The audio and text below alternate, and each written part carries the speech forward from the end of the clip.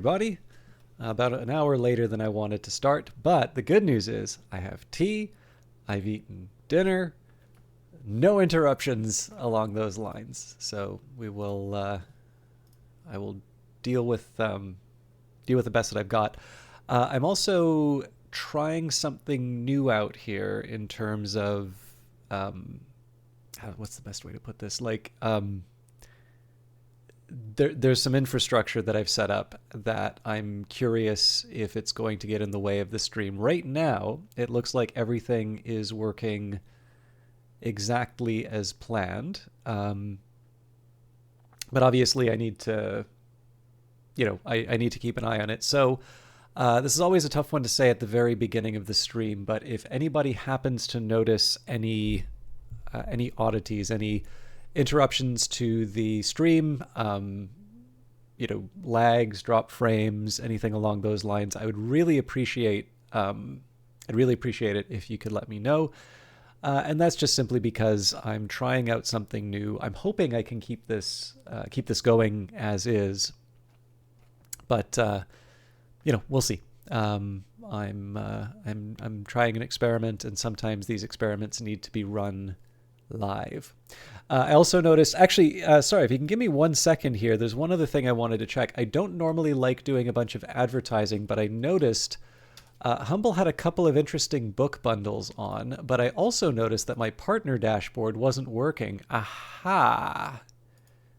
Very interesting. So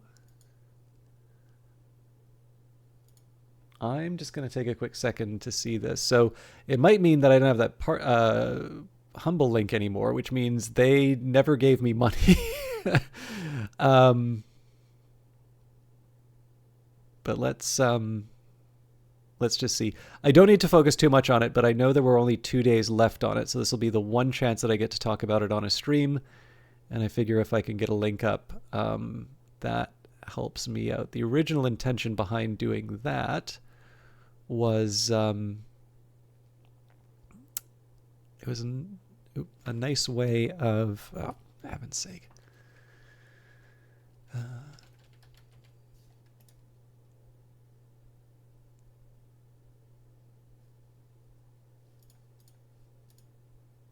Interesting.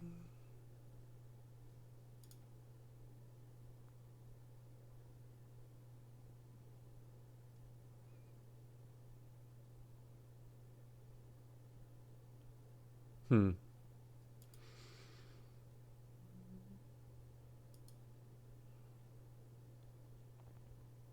Okay, well, you know what? That's going to be something I deal with on my own time, but I'm going to make a guess here that the partner program is working fine and that they've just decided that I am not worth keeping in. And I'll be honest with you, there's not that much. There wasn't that much value to it in the first place, but let's deal with that at another time. If I can move Humble out of my life, that is one less thing I need to think about. So let me just take a second here and bring up the Twitch dashboard again, and then we can hop into Book of Hours. Apologies for the 3 minutes, 4 minutes of me working out the details. Oh yeah, sorry, but while I'm talking about spending money on things, we are in the season of sales. I really only got one game for myself, which was Ixion, but it's one that I kind of had my eye on, and I actually saw somebody whose opinions I quite value, although we do actually have quite different tastes in a lot of things. But I picked that up. I should mention there are a few rather interesting discounts here, so I think Assassin's Creed Odyssey seems to be at a very low price. Darkest Dungeon, if you haven't picked that up, is also quite low. Actually, quite, I've had a bit of an on and off relationship with the Total War series. I want to like it a lot more than I do, and it's not that I dislike it. It's just I haven't always sort of hit that escape velocity of like really, really getting into it. But Rome 2 was very good at sort of getting me hooked. So that was one that I can talk about. Again, that's 90% off, so that's actually a very good, in my opinion, very good deal. And then, of course, last but not least, our beloved Weather Factory games. So I didn't take a look at what those are going to cost. So Book of Hours is at a 35% discount. So if you are in Canada like myself, $21.12 for Book of Hours. If you buy the Anthology Edition, which will include Book of Hours, the House of Light expansion, and the soundtrack, $38.93 Canadian. So that's a 41% discount from what I see on here. If you already own Book of Hours, but for some reason didn't pick up the DLC, that's now 20% off, so $15.59. Again, please remember that these are Canadian dollars, and there's actually quite a difference between the exchange rate here. So the numbers that I am giving you probably sound quite a bit higher than what you might be experiencing if you are if you're buying in the States or any other region for that matter. Also, euros and Swiss francs are worth quite a bit more than the Canadian dollar today. Finally, Cultist Simulator, I believe, is 70% off, so you can get that for $6.83. I'm going to guess that's about $5 US. The individual DLC for it are criminally low. So $1.69 for the first three, $3.44 for the soundtrack. And I'll mention, so the DLC are 50% off. And I mean, to be honest with you, the 25% is not going to make that big of a difference. The base price Canadian is $3.39. But I'll mention the Exile, which honestly should be considered Cultist Simulator sort of 1.5. That is $3.44 right now. That is a great deal on that particular DLC. So I'll also mention here that the base game and all of the DLC together come up to about $18 Canadian. There is an Anthology Edition. That's definitely the best deal for the game. Total of 71% off. So basically, you can get the Anthology Edition, which has everything, including the soundtrack, for $15.97 Canadian. There's also a tabletop bundle, which will, I believe, include the digital version of The Lady Afterwards, although I am told some of the charm of that package is really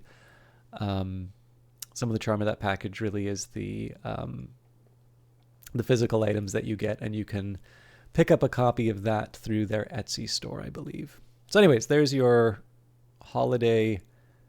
Oh, hello. Looks like there is a new patch.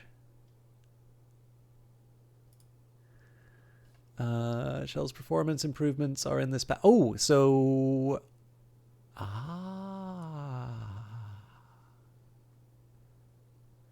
we may have a nice, silky smooth Book of Hours session tonight. It's really wanting to draw my attention to the House of Light material. That's funny. All right. Welcome to Hush House. Tips. These are in the loading screens, but from the FAQ department. If you're new to Book of Hours, you may not realize just how far you can zoom in. Playing on Steam Deck, we're not verified yet, but switching from window to full screen will help. Read everything. Everything! Patch 2024-12 M3. It's beginning to feel a lot like Christmas. Wait for the 1st of December. Patch 2024-12 M2 added Russian localization for House of Light. The Beekeeper's Ends appeared in the Curia deck despite being marked baronial, fixed in new games. Fixed cards that burnt up in a window sometimes produced a visible effect even when the window was closed. Patch 2024-12 M1 Morgan.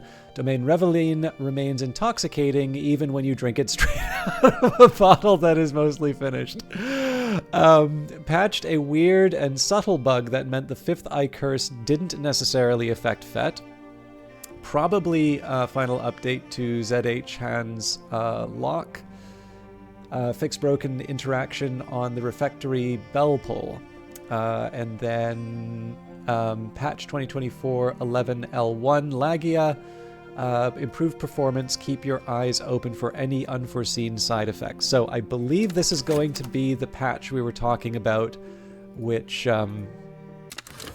takes some of the load off the CPU. I'm very interested to see because we've unlocked most of the house, so we should see this effect almost immediately. All right, it's not like the opening of the game, but this is definitely an improvement, I think. I unfortunately don't have the Steam overlay. Oh yeah, that is an improvement for sure. So I don't have the Steam overlay. I can't do a full track in terms of the overall effects, but this is nice. All right, now I'm not gonna lie, I'm a little in the dark in terms of what we wanted to try and do. So let me bring up my tablet. I have two different. Oh, hello. Where's my pen?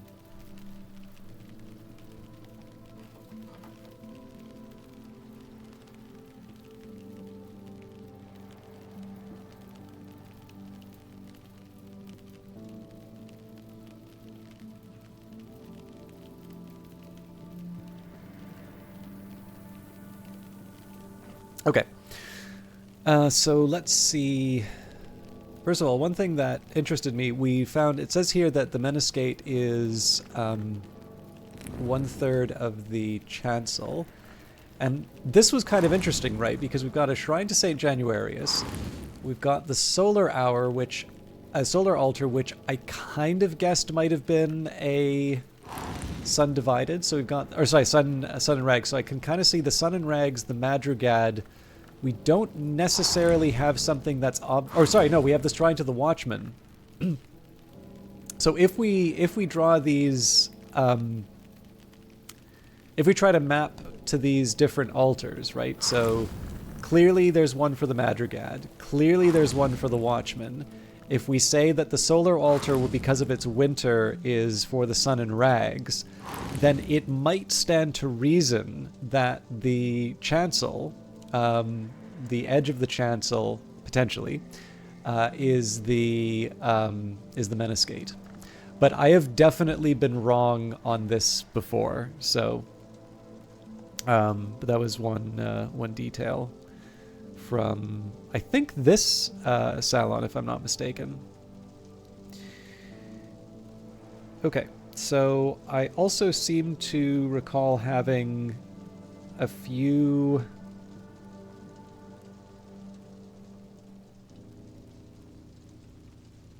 I think I had a few to-dos. So I really do want to figure out the many-faceted lesson.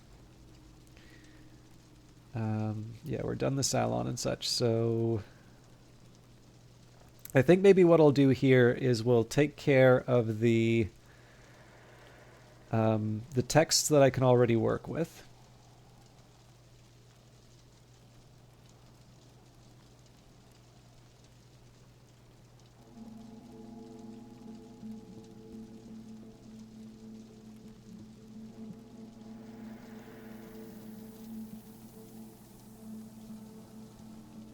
Sorry, I was just writing down the details. So I basically made a note that said work existing text, 2 many-faceted lesson, and 3 moon rooms. Those are going to be sort of my 3 priorities.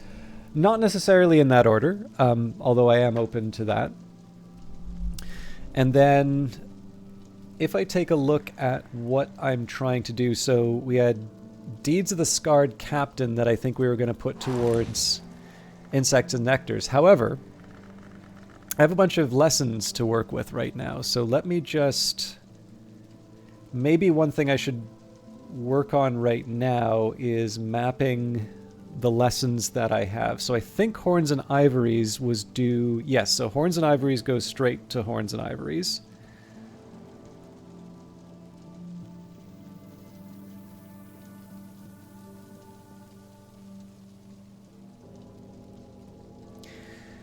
Ragged Crossroads. Now that one is kind of, that's always been a question mark. I don't think we have anything to send that to, so we'll leave that aside. Now Rites of the Roots, originally it would have been Inks of Revelation, but we're already there.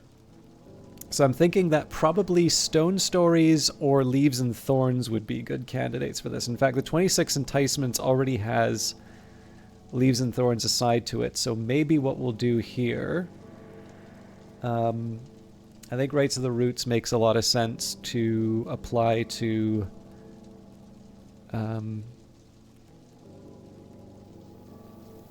the Stone Stories, given that we need that. Where was that? Stone Stories was supposed to be at level 7, and it's currently at 4. Yeah, so we need 3 for those. Okay, so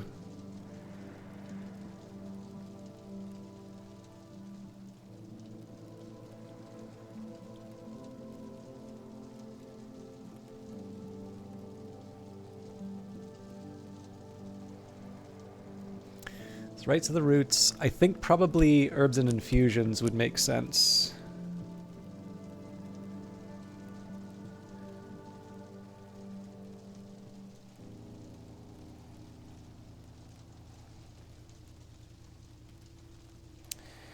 Those go to Stone Stories.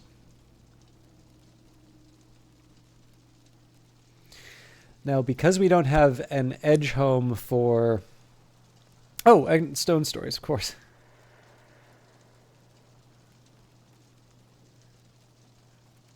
So actually, that should be enough to get it to where it needs to go. That's good news there.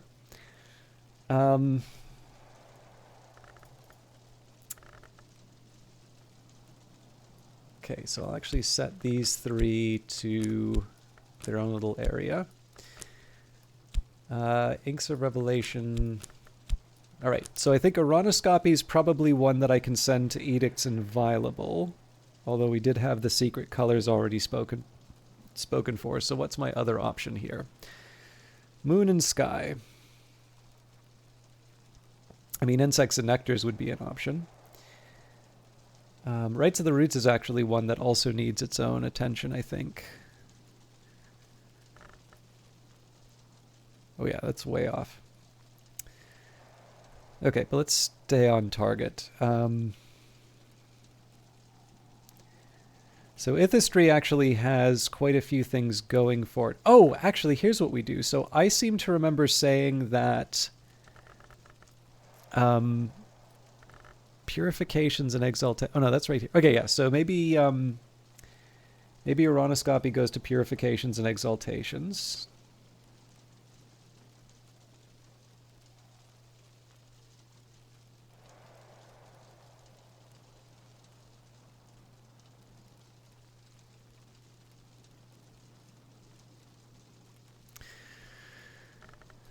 Okay.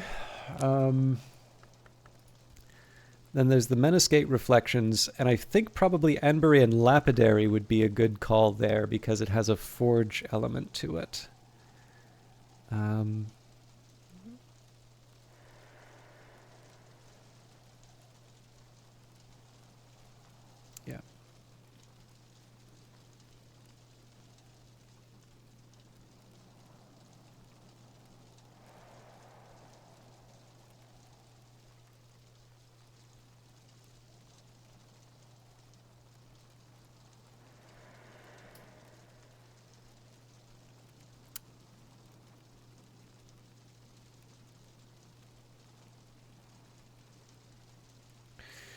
Okay. So that gives me something to do. Now, I was saying how because we are in winter, now would be a good time to work on these moon areas. And I have the Wormwood Dream in tow as well, so we're in a pretty good spot. I think we've got at least 2 that we can work on. There's a pretty compelling reason that we should work with the fishermen today, for the simple reason that we've already got some elements of the soul sort of spoken for.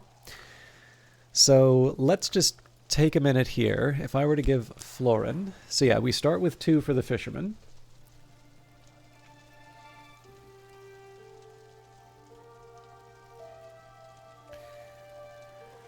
So then with Trist, we can get 1. So that brings us up to 3. And then for a tool... The Lunar Globe will give us another 1, which gives us 4. And I think it's pretty clear from here that we'll want to use the Wormwood Dream. So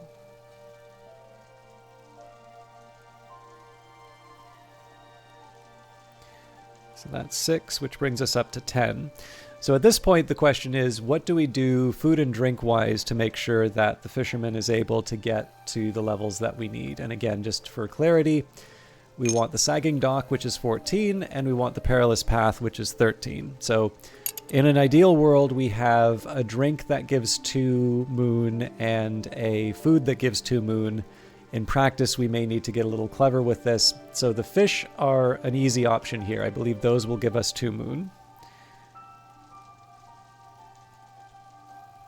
So that brings us up to 12. So then the question is, do I have any drinks that give 2 moon? And this is one that I've always struggled with. Maybe the...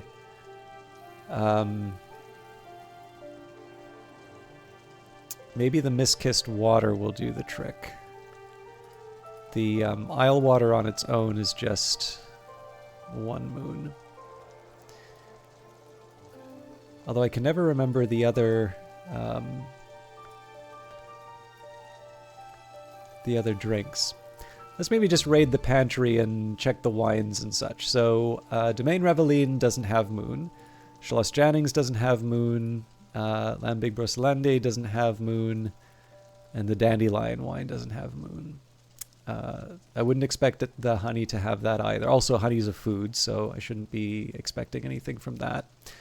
The specialties, so that's Grail and Nectar, Forge Rose, Nectar, and Sky Winter Nectar. So definitely gearing towards...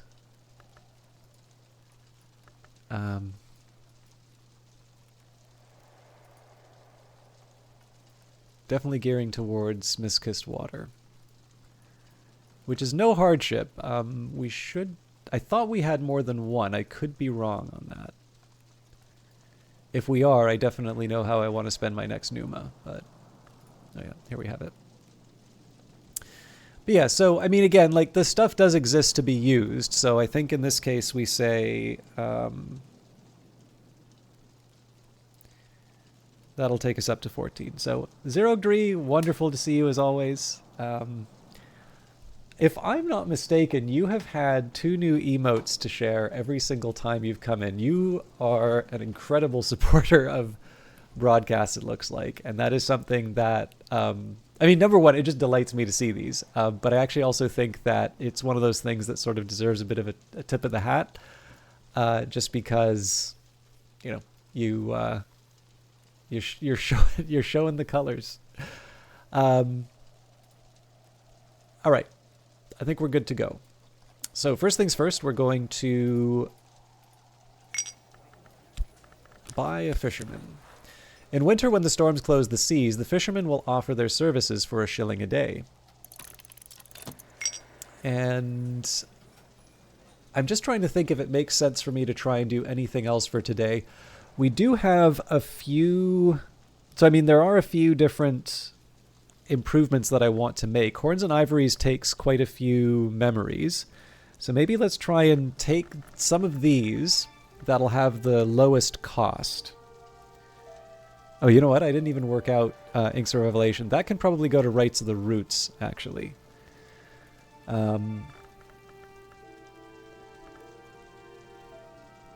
So probably the Stone Star... No, actually, Rites of the Roots. And then Oronoscopy, Purifications and Exaltations. Okay, that one only requires 2, so depending on the weather, we can probably handle that. So yeah, I think it would not hurt for me to try and level a few of these things up. I'm not going to spend too much time talking to the fishermen, but it's worth pursuing. For now, though, let's just take the... So in this case, I'm going to want a lantern and a sky for the Purifications and Exaltations. And ideally, we won't have to... we're not going to have to worry about any duplications. So we'll start by reading The Wind's Ruin. So that gets me 1 sky. And then the other lantern, I suspect we can probably just get from Glimmerings. So that's the 2 for that's the 2 for leveling up purifications and exaltations taken care of. And then I suppose next, I did say we were going to try and level up Rites the Roots. Now this one's a little bit more of a challenge because Nectar and Moth aren't that easy to come by. I do have the Earth Sign, of course, but I think maybe for this one, Stolen Secrets wouldn't be appropriate right now. This one is... I think we're going to read...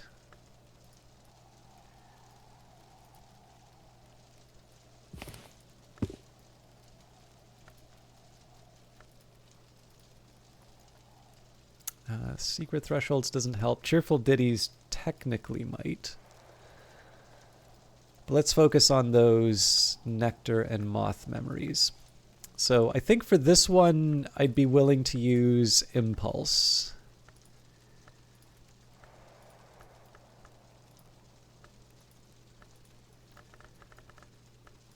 Actually, just want to double check that I haven't... Yeah, it looks like I haven't queued anything else up. Okay. Okay, this is the Foresight, Gossip, Contradictions, Fears, Solace, Earth Signs, Storms, Savage Hymns. Okay, so there's Impulses. I think I'm going to start with the Damascene Traditions of the House of Leith, because these got jumbled up anyway. So let's go, we'll use the Shapt on this one. So we have 2 of the, not this one, 2 of the 3 Nectar and Moth. I feel like I'm missing a really obvious memory with Moth.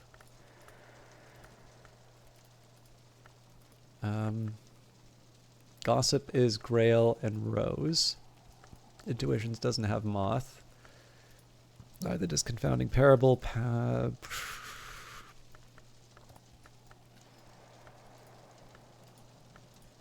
mean, if I have to, I can always use Taste. But I don't remember Moth being that hard to find. Clearly it is if I'm struggling to find it. So yeah, maybe I will just drink a glass of water and be done with it.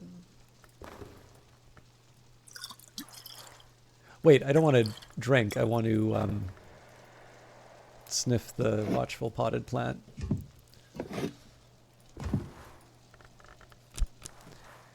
Scent is nectar. Okay, well that'll set me up for the Rites of the Roots. I suppose I have a similar journey with the Earth Signs, but let's see if I can avoid working with that. Nope. I have to do it now. Okay, so with Stone Stories, it's Scale and Nectar, and clearly I was struggling with the Nectar, so let's focus on Scale for this next little bit. That would be Fear and Hindsight.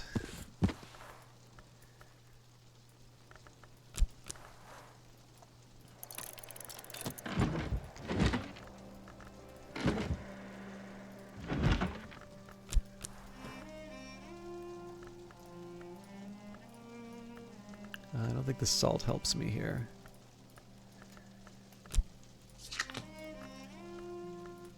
I always like this song.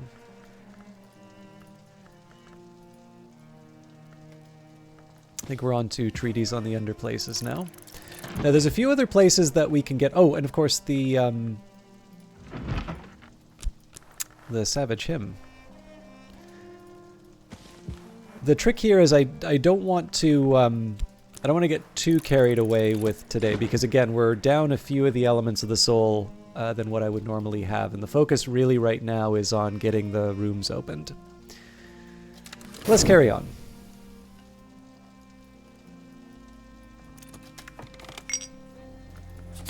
Fishermen in this part of the world have a reputation as smugglers and worse than smugglers. Those days are past, mostly, and mostly they just catch pilchards now, but they still remember the words spoken in silence to the moon and the sea.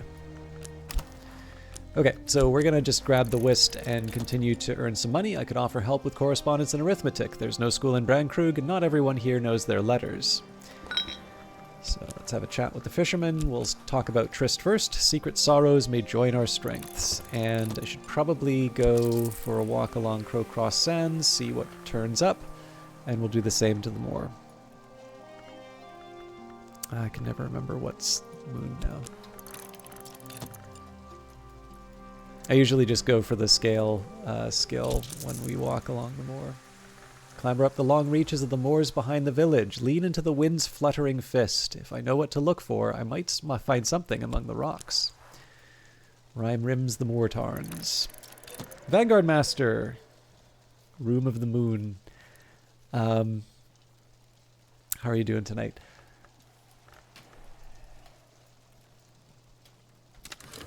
There is the House of the Moon. House of the Moon is probably one of the... There's a lot of things that I don't know in this setting, but the House of the Moon is probably one of the ones I know the least about in general in the setting.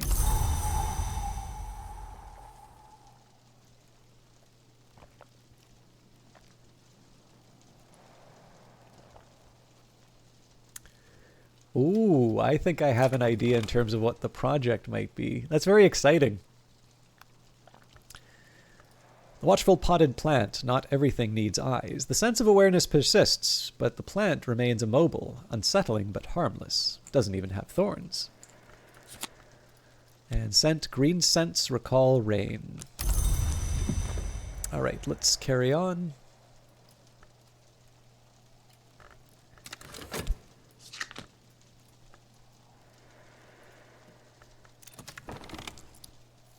What comes, neither of us knows yet, but we will.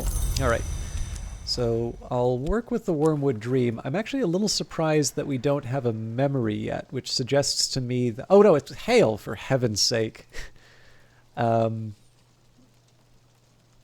I can discuss a memory with my assistant. This will use up the memory, but boost the assistant's abilities for the rest of the day. So under normal circumstances, I might have used this hail to level up the purifications and exaltations, but we know we already have a memory that we need for that, so... Yeah, well that's why, I mean, like, so this is why I try not to shout out the, you know, the idea that I have the second that I think of it, because if you wanted to talk about what it was, you would have said what it was. But no, that's, like I said, that's exciting. I'm really happy to hear that.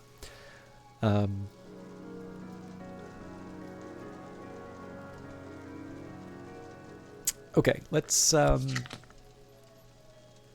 sorry, got thrown off. Right, we're getting our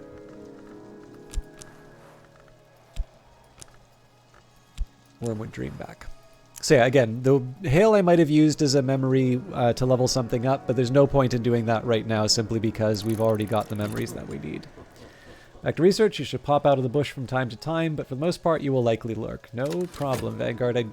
I'm still starting later than I want, so I kind of accept that the audience will be in flux. And people have lives, especially with the holidays coming up. I'm eager for the holidays. I actually found out there's a lot of vacation time I need to take at work, so that's not a hardship, but it can be a little bit of a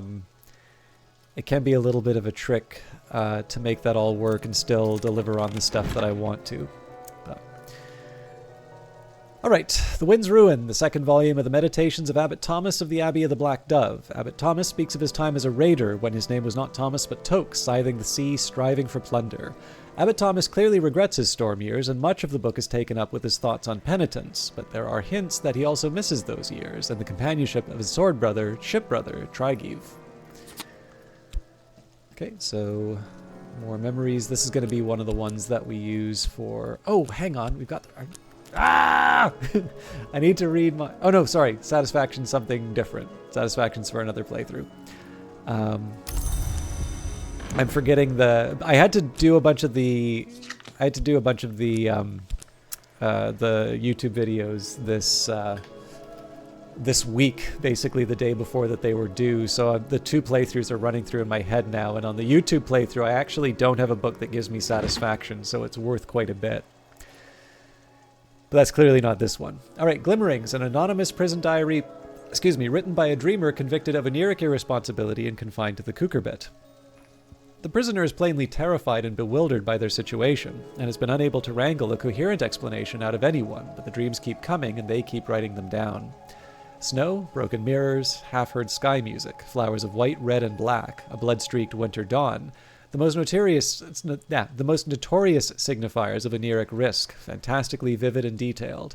No wonder they were locked up. Their final recorded dream is of a worm jewel beneath Brankrug Isle, which they open with a key carved from their finger bone. Okay, so that's what I needed for leveling up the purifications and exaltations. We're going to take care of that right now.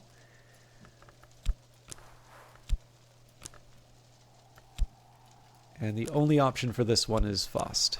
So I'm no expert, but I'm no dabbler either. Okay, on we go. The Damascene traditions of the House of Leith. The House of Leith was an order of immortals who sought obscurity, rejecting their past and future. If the author of this short text is to be believed, the initiates of the Damascene branch were much more radical than their fellows elsewhere. The house generally forbade any potentially procreative activities for fear of the terrible consequences of too long bearing a child. The Damascene order took this much further. At one point, male initiates were required to undergo castration and female initiates to strangle any children they had previously born. These measures were so horrific that the order was shaken by repeated schisms and eventually absorbed into the local Sisterhood of the Knot as a society of healers and exorcists.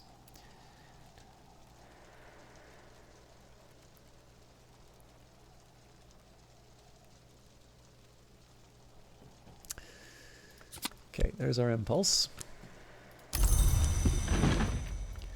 The Treatise on Underplaces. Herein, the 17th century mystic and antiquarian Claude Hersault describes the bounds or underplaces on the borders of dream. He warns that they shift over time. The walls of the Mantis, Hersault begins, are the size of starlight. Many of his directions are equally unhelpful, but common relationships do emerge. A picturesque account of a journey through nightmare, interspersed with what might be partial rites. On the 18th ascent is the bud, on the 36th ascent, the blossom.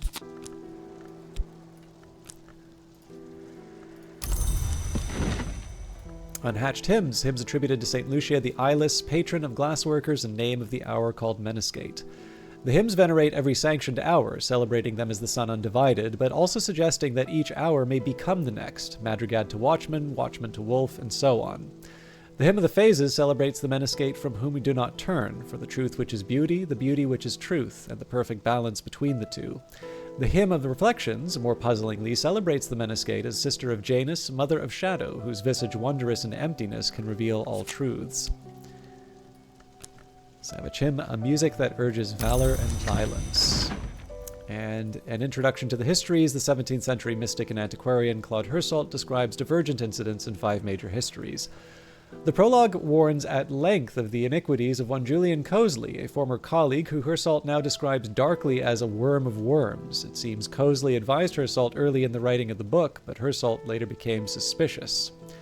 Hersault identifies blood, silver, design, and the worms as the central axes of each of the histories, and claims the so-called second history is the true one. Some things we can only really understand when they're gone. Okay.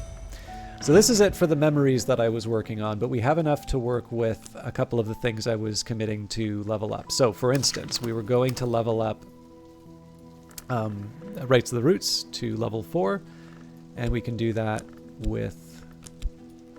I'm a little reluctant to use a Trist in this case, actually, so let's use a Health.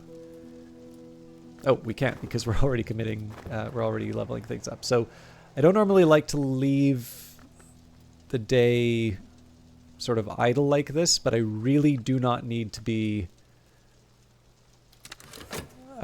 reading more books right now. I think I need to be a little bit more focused. Okay, memories don't last long outside books, but it's made the difference for the day. All right, let's give him the lunar globe. proffer a tool. I can lend my assistants something to help, increasing their abilities. It's the earth, but silvered like the moon, unlabeled and pocked with craters. An afternoon spent profitably, reading newspapers to the curious, writing affectionate letters for the lonely, steering farmers through the requirements of the Ministry of Agriculture. I think I'm going to renew the element of the soul. We probably have more than I know what to do with, but I'm gonna treat it like the usual day. It is winter and the storms have tightened the seas. I am sitting before the fire and the sweet bones, with a beef and potato pasty in one hand and a hot ale posset in the other.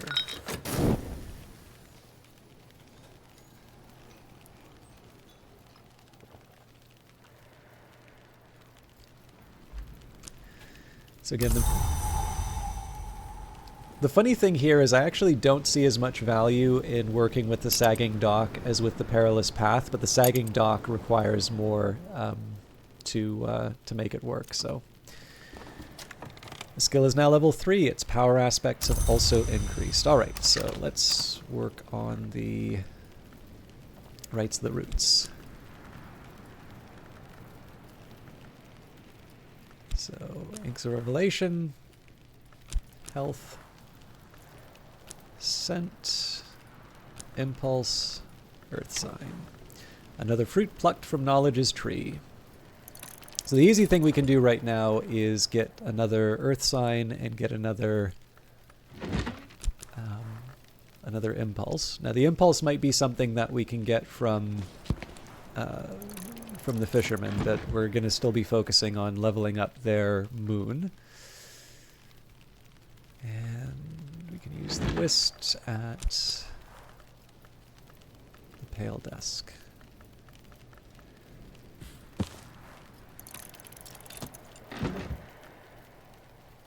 And we should be able to bring up... Oh, I could be wrong on that. No, we need one more memory to bring up Stone Stories. Unless I'm willing to give up the Avenue of Inquiry, which I am not. But I guess I can use a Scent. Yeah, I might as well get a Scent.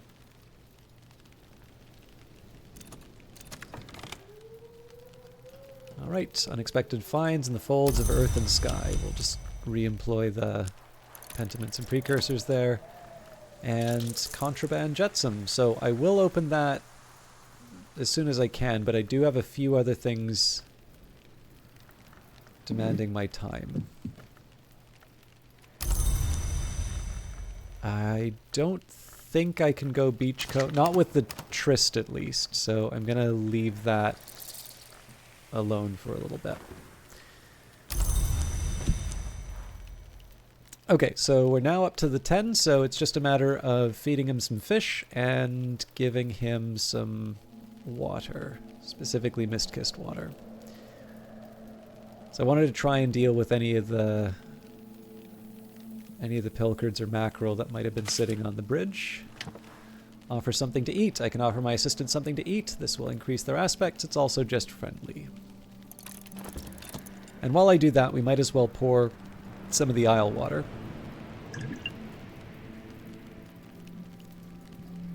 There's the serving station. Serve appropriately. Pour out. Poured out.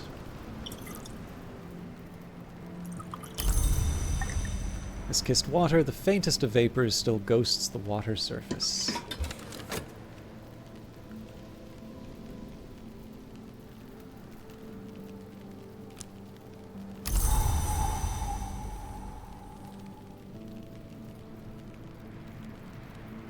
I have a lot of Honeyscar Jasmine tea around the house, I noticed. This is one thing that's a little funny to me about House of Light, is just how crowded all the shelves have become, because I just cannot get over the idea of using consumables, but clearly there's every opportunity to do so. Okay, let's see. Yeah, so here I'm going to look at the Watchful Potted. In this case, we'll use the metal. Investigate this object. So there's not that much time that we're saving doing this. We're going to read a book that'll get us the memories we need soon anyway, but it doesn't hurt, so... Alright, let us hope it is equally possible to forget this again. And the sustenance has boosted their aspects appropriately, so the last thing that we do with the fisherman's assistants is feed him the mist-kissed water. I can offer my assistant something to drink. 14 moon. And we continue to help with letters.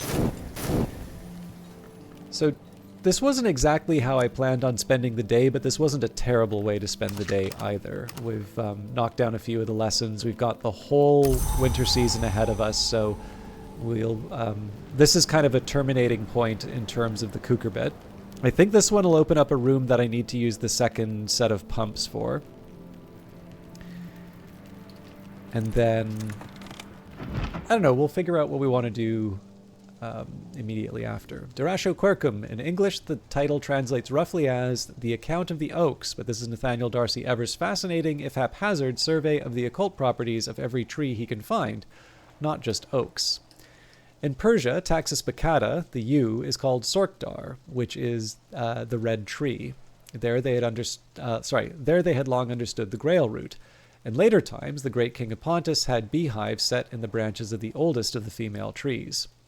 The berries of the Pontine yew open the door to death, but the honey of their flowers opens a different door entirely. This was not the great king's Mithridate, but one who has suckled at the great yew fears poison no longer. Perhaps they should. Nathaniel is here distracted, however, by the toxic properties of certain inks. He does mention more usefully that the minor ink of power Yew-Gall can be brewed through the rites of the roots with the assistance of the aspect Nectar. So there's our Earth sign. We'll use that if we have to. But Traveling at Night Volume 1, the annotated dream journals of Christopher Alopoli, sometimes called the only readable occultist. Literate, entertaining, bewildering. The wood lies outside the walls of the Mansus. As any student of the histories knows, the Mansus has no walls. Alopoli describes how he came to make repeated visits to a dream wood via what he calls silver dreams. Trying to think your way to the wood, he explains, is like thinking your way to being in love, but I did find a secret that helped.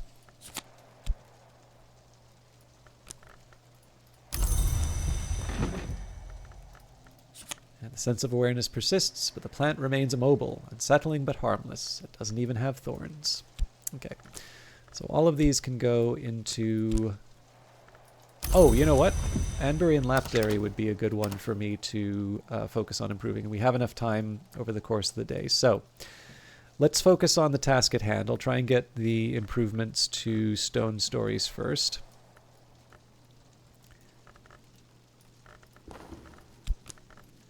So for this, Impulse is definitely one that could be taken up, as is Fear, as is Hindsight. So I think I'll go for the Scent, because the Savage Hymn could be repurposed for Anbury and Lapidary. I'll use the Health in this case, because that's all we can do with Nectar and Scale, and then I will employ... do Rights of the Roots first. So Satisfying to have come so far. Improve the skill to level 5. Okay. So, I did say that I was going to use Meniscate Reflections to improve Anbury and Lapidary, and of course Anbury and Lapidary only requires 3. So I'll try and get the more forge-oriented ones just so that I can potentially use the Fisherman to get me a little extra distance. Okay, so... Forge and Sky... The Gemini makes sense to start.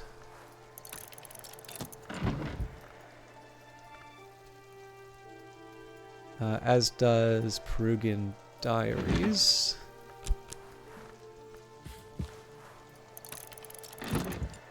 And I suppose a pattern, and then we're done. A little reluctant to give up the last Whist, but I think that's more paranoia than anything. I think we're on to Against Vitruvius. Oh no, I was actually going to read... No, okay. I'll read Locksmith's Dream 3 later. Okay, so that's... Yeah, we'll wait until we get the warning from the Bells and the Birds before I try anything else. Down to the Greshams. I could encourage my assistant, work with them, for a little while exalt them, or I could just listen to whatever they might have to say.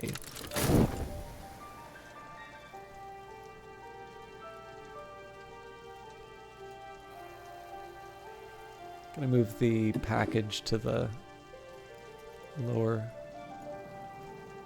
parts of the house. Never mind. Doesn't want to go.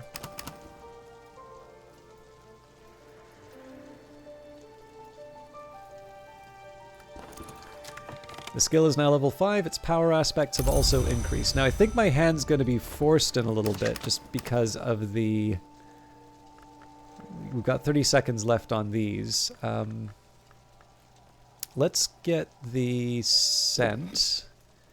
I can see that working with...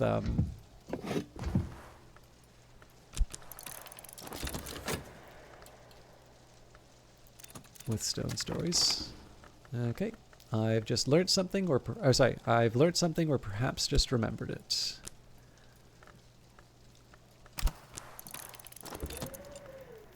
Okay. I don't see any harm in throwing one more fet at it, and then I don't see a situation where I'm going to need the rose, so we might as well use the fet at Crowcross Sands as well, even if I don't have high expectations about what I'm going to find.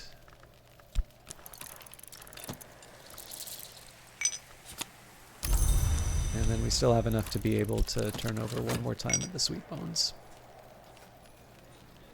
If I want, I can also kind of go on a bit of a gardening binge, but I'm not that worried about it.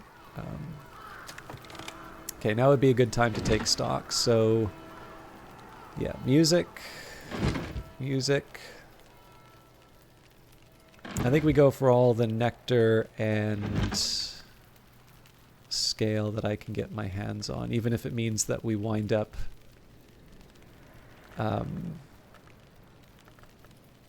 okay, so I'll set aside 1 metal and 1 health. Everything else will go into things that I can use to level up the different skills. So Glimmerings doesn't help me.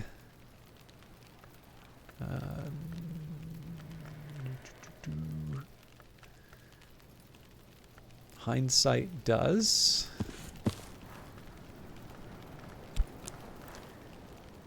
I've already mastered this, but I could reread it and perhaps recall a memory.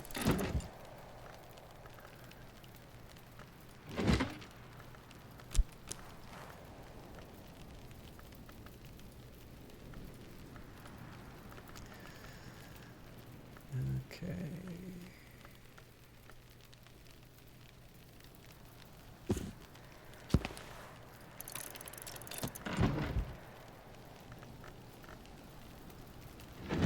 And then in prep, I will read Wrapped in the King. But I think that's it for Nectar stuff. Unless I'm... Well, yeah, sorry, there's a Newman that I could use, but not this one, obviously. Okay, I'll make do with what I've got right now.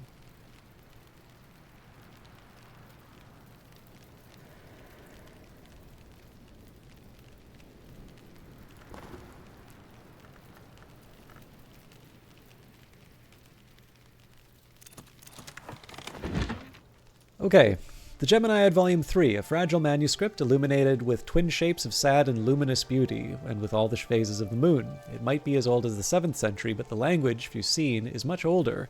Coral decorates its cover, and its page edges are sharp enough to slash a throat. These pages outline the nature and the doctrines of an hour that demands, the union of what has been separated. An hour that is sought at the water's edge and beneath the moon, the witch and sister. The language is elusive, enigmatic, intricate. It'll take some untangling.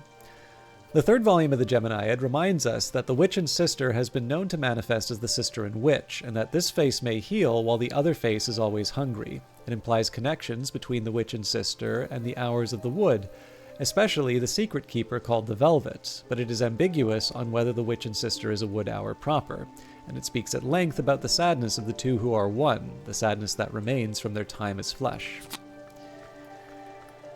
Okay. So most of the music is going to be going into Anbury and Lapidary, but we'll see what we can do. The fact that I get to keep the Savage Hymn is a little bit of an advantage. So the Perugian Diaries. In 1907, at the age of 18, Christopher Lopoli left Strathcoyne's household to study theology at the University of Perugia in Italy, enrolling under the name Christopher Strathcoyne. For 4 years, since his adoption from a Bristol orphanage, Alopoli served as Strathcoyne's pupil and protege, but his relationship with this austere and secretive man was always complicated. His journal confides, "I still think Fraser's intentions are good. Certainly he agrees, but I never understood the final goal of his investigations. He was never prepared to enlighten me, and good intentions or not, I can no longer bear this dream of eyes. We have agreed to part, almost amicably." Alopoli left Perugia in 1909 without completing his degree. He had long lost interest in his studies, and the latter half of his journal is concerned with his studies of Umbrian folk songs and notes towards his own compositions, which are of widely varying quality. One of the better ones, In the Marshes of Night, suggests he visited the site of Old Lake Fucinus near Ortuccio.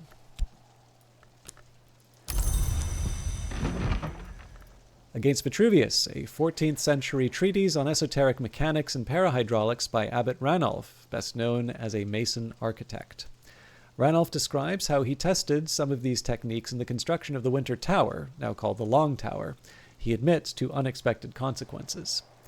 Ranulf mentions that the Tower of Ely Cathedral collapsed around the time the Winter Tower was completed, although he stops short of suggesting that one was the cause of another. A tower falls, a tower rises is all he'll commit to.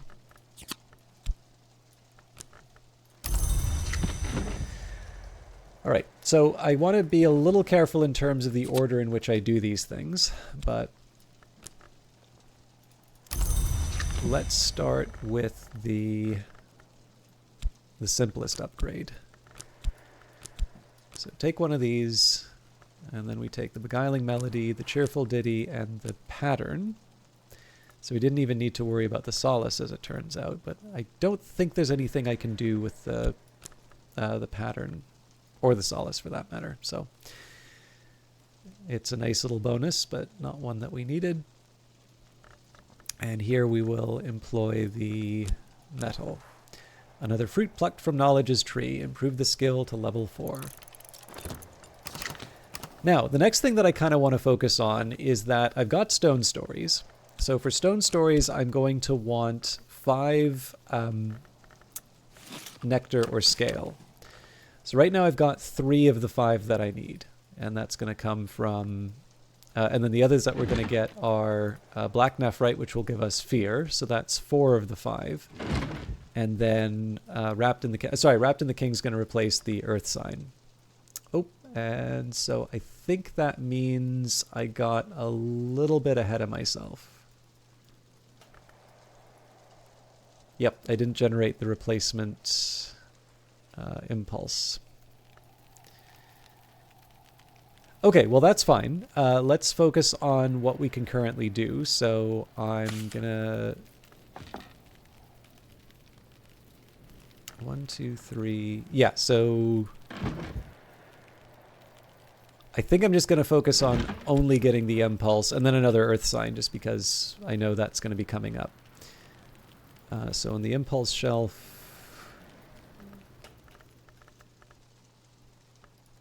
guess we're on to the Shaven Lock Tantra.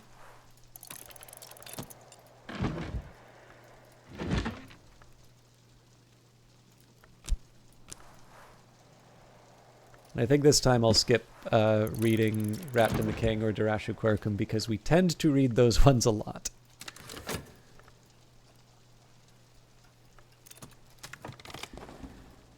Okay. I don't really think there's a lot that I'm going to get from the Fisherman's Assistants here, but it doesn't hurt to just kind of keep it around and see if anything interesting comes up. I'm also a little hamstrung by the fact that I keep trying to save the many-faceted lesson, so I really should just use it and be done with it, but the thing is that it gives me some versatility at a time when I may not be able to generate all the memories that I need, so hanging on to it does have a little bit of an advantage.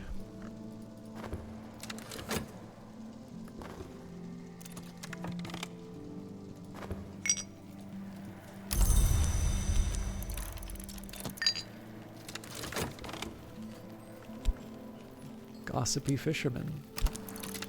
So that should be the last time I talk to the fishermen for today, then we'll get them to help out with the sagging dock. Night has fallen, dawn will come soon. Alright, the Hissing Key. Ah, here we go. So I think I forgot one of my texts. Anyways, the Hissing Key, an account of the ascent of the hour called the Mother of Ants by the Bok scholar Mek of the Theban branch of the House of Leith. Mek is not sympathetic to the Mother of Ants, who he calls the Milk Thief. He reviles her for her part in the death of the Seven Coils, which he presents as a treacherous conspiracy. The Milk Thief conspires with Elysian Echidna and the hour to be called Chiliarch, now more generally rendered as Colonel, to unseam the Seven Coils with feathers and drown her in salt. The Colonel thus ascends to hour status. The jealous Milk Thief, once the Colonel's priestess, seduces Echidna into lending her the Hissing Key to enter the Mantis through the Savage Door, beginning her own ascent to name and ultimately hour. Oswin Meow, very good to see you. How has your journey through Hush House gone? Because I know it's been a little while since we've had a chance to chat, but that actually worked for me because I unlocked a couple of things that I didn't want to show you. And so it gave me a little bit of subterfuge for the for preserving your experience, let's say. But how are you doing tonight? It's very good to see you. Black Nephrite, one of Valentine de Wolf's dream journals, in which he records his visions of a place that is no place, beneath the house that is no house. The dark, inchoate, feral space described by Valentine seems to be the nowhere of the invisible arts, the infra-oniric layer of the alien hours, sometimes called the gods from nowhere. Valentine's attitude to the nowhere hours is unexpectedly relaxed. He speaks darkly of their appetites, but he insists that they are too alien to penetrate the house of the sun, let alone the waking world. He even seems to suggest that the Mantis hours have exaggerated the threat of nowhere hours for their own reasons. Not all birds are trustworthy in their feathers, he warns. Been on hold due to Thanksgiving festivities. Very full and happy. I hope you've been well. Yes, I keep forgetting I'm very much a product. I mean, it's okay, so not to get into stereotypes of the American people, but I know there is always this feeling that, oh yeah, the Americans, they only think of themselves, blah, blah, blah, as if everyone else is completely selfless, right? But the thing is, I always keep associating Thanksgiving with October because that's just, that's my Thanksgiving. And I've seen everybody's Thanksgiving messages, and I kind of recognize that it's Thanksgiving season. But honestly, I was reflecting more on the fact that I was getting a whole bunch of Black Friday deals in my inbox rather than thinking, oh no, it's Thanksgiving for everyone. So yes, happy Thanksgiving to those of you in the States. I'm sorry I did not say that at the start. But I'm glad to hear you're full and happy. And for those of you who do not know, Oswin Meow is a wonderful broadcaster on Twitch. Also, very smart cookie. But Oswin is somebody who I originally knew as a viewer, and then was somebody who I knew as, we'll say, a YouTube viewer, and then as a chatter. And then I got to see her broadcast on her own channel. I've had a great time every time that I've been there. There's a little bit of everything. So I've watched Disco Elysium. I've watched Helldivers 2. I've watched Book of Hours. And I always like to highlight this because I actually really think, I definitely feel very self-conscious about the way that I stream and the way that I play these games. I feel self-conscious about the digressions. I sometimes feel like I was a better broadcaster a few years ago rather than now. It's just a big old bundle of insecurities, and that's the kind of person that I am.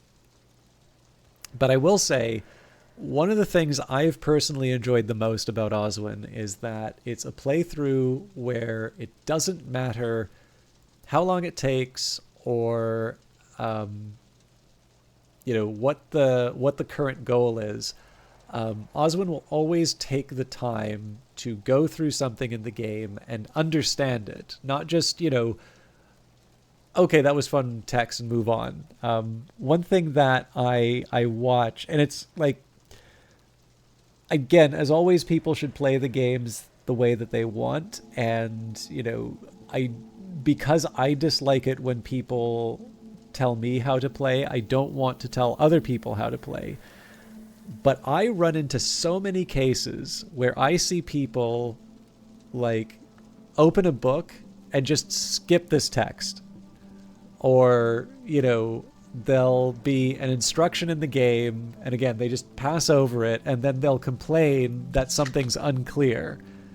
And like, I just want to say, it's like, this has never made, like, it's not a secret that this is a game about reading and books, and like, it's just, you know, again, it's on one hand, it's like everybody's going to come to this in their own way, and sometimes, you know, you just need to sort of learn however you wind up learning to do, you know, to just engage with it and treat it as a bit of a different game. Because I mean, like, just to be clear too, I've talked with more than one games writer, and I know games writers who, when they play other people's games, they skip over the dialogue, right? So like, if you're playing Into the Breach, let's say, don't care about the story, I'm here to have some mechs smash or not smash into buildings, you know, leave the dialogue for somebody who cares, right? Even though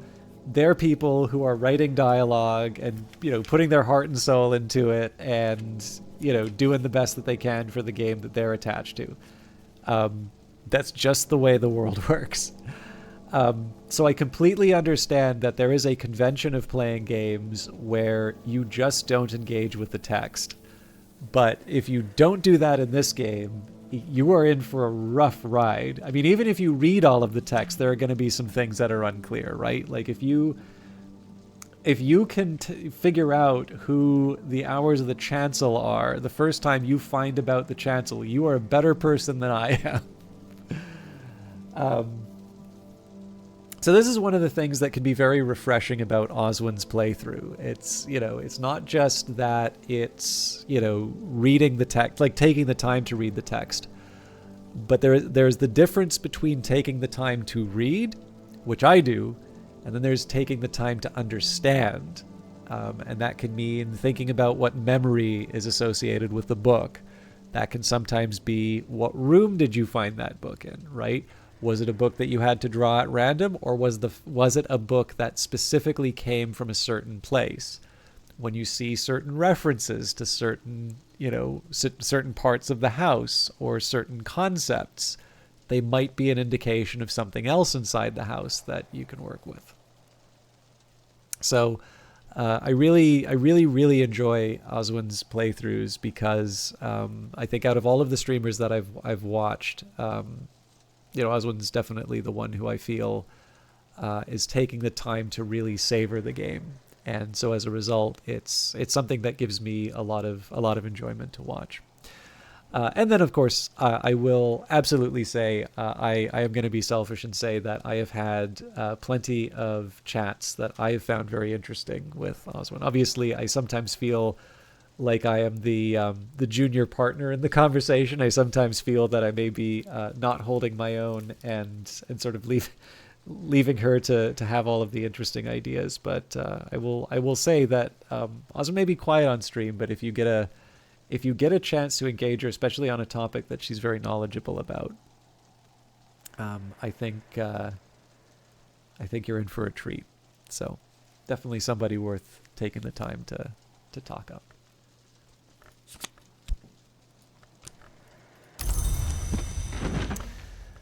All right, I think I said I was going to skip Wrapped in the King just because we read it a few times and we'll probably read it a few more. But now we have the 5 that we need for the Earth stories. Or Stone stories, sorry.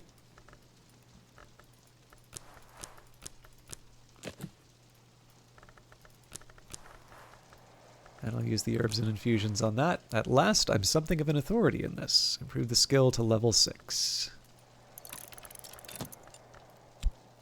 And I believe the sun has gone down, so I should try and keep the many-faceted lesson. Dream on a memory. Now that night has fallen, I can rest and perhaps dream on the day's doings.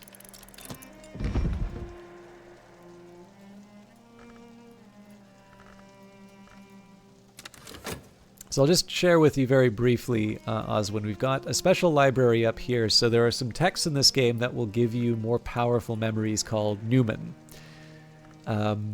So in this case, these are ones that have... this one in particular has Rose, Sky, and Winter aspect, but it's 5. It also has a special capability, which isn't really a secret. It's sort of listed on the card, but I'm going to guess you haven't run into these yet. But there's a couple of texts. So some of these are easier to find than others. I actually have a couple of the trickier ones to find in my collection here. Well, trickier to find by my standard. But not only will these sort of help you out in terms of some of the more challenging parts of the house to get to, if you want to use them for that, but this starts to relate a little bit more to some of the endgame material, which I think is kind of fun. Okay, so got another earth sign.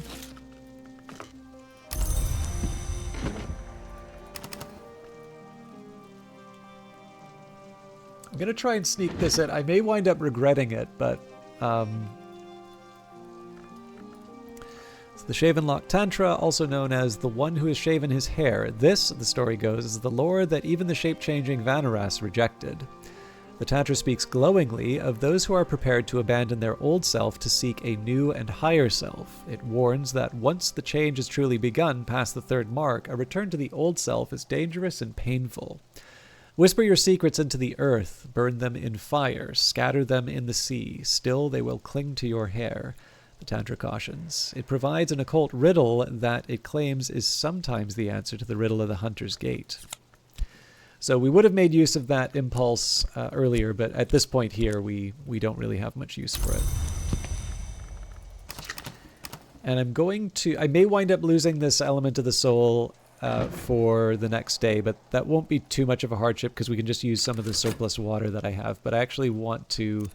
I figure one thing that I can probably do to give you a little bit of a taste of what I found, and it'll be something that when chat saw me get the secret things that I was hiding from Oswin, I feel like this is a decent way for me to hint at something bigger without identifying the specific item. But I need to wait 10 seconds for that.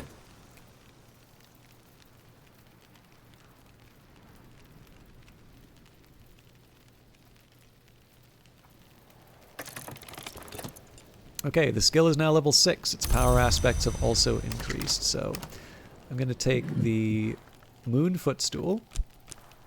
Investigate this object. A soft gold glimmer in the half-light. And I'm also going to move the Stone Stories up to position for 6.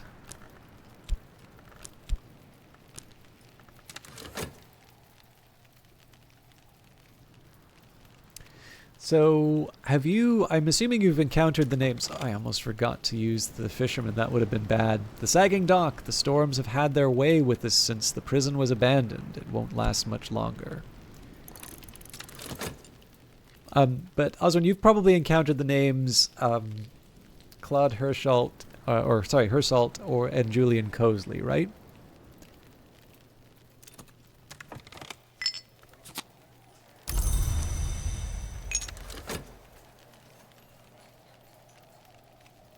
Okay. And I did wind up losing the element of the soul. Oh, sorry, it was Solomon Husher was who I meant, but there is a stain halfway down the side where, sometime in the mid-1830s, Solomon Husher spilt his tea when he heard that Julian Cosley had apologized. There may be some relevance to that.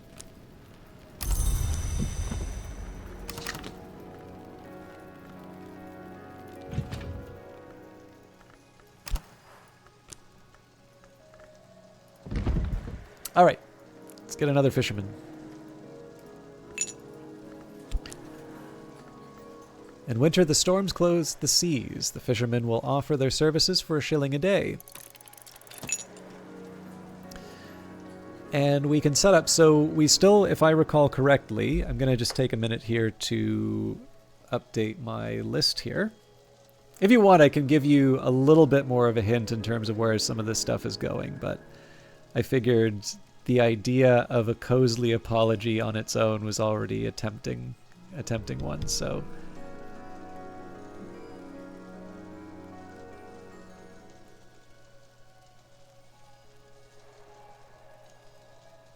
okay.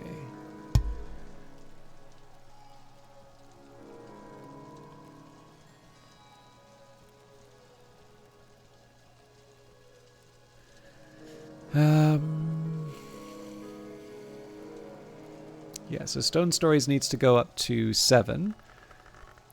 We're already at 6. In fact, I'll just put this in preparation for position 7. Oh, sorry. Yes, please, in terms of more details? Because I definitely can give you more, and I can sort of start to...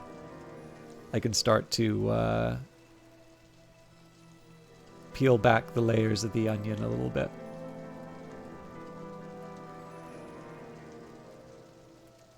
Okay.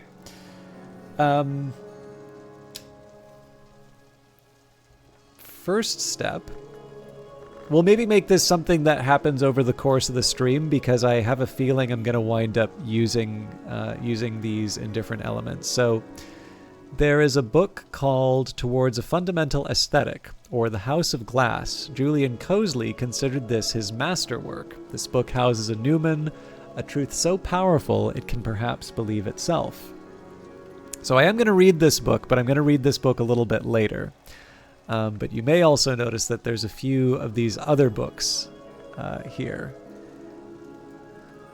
So this will be the first part, but in this case, we'll start with the first piece of this little story and this little puzzle. Will be the fact that Julian Cosley wrote a masterwork. We have a copy of it, and we'll read it, but only after I get my Stone Stories. So let's cue this all up. So we're already getting the fisherman.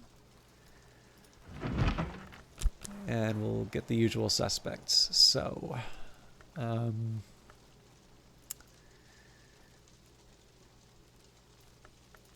it's nectar and scale that I want.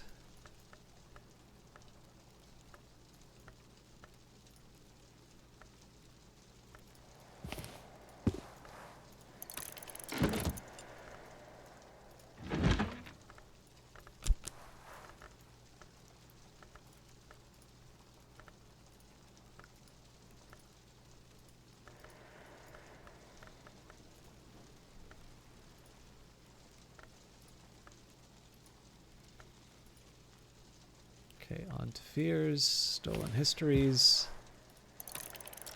And then savage hymns. Sorry, I still need to remember all of these items.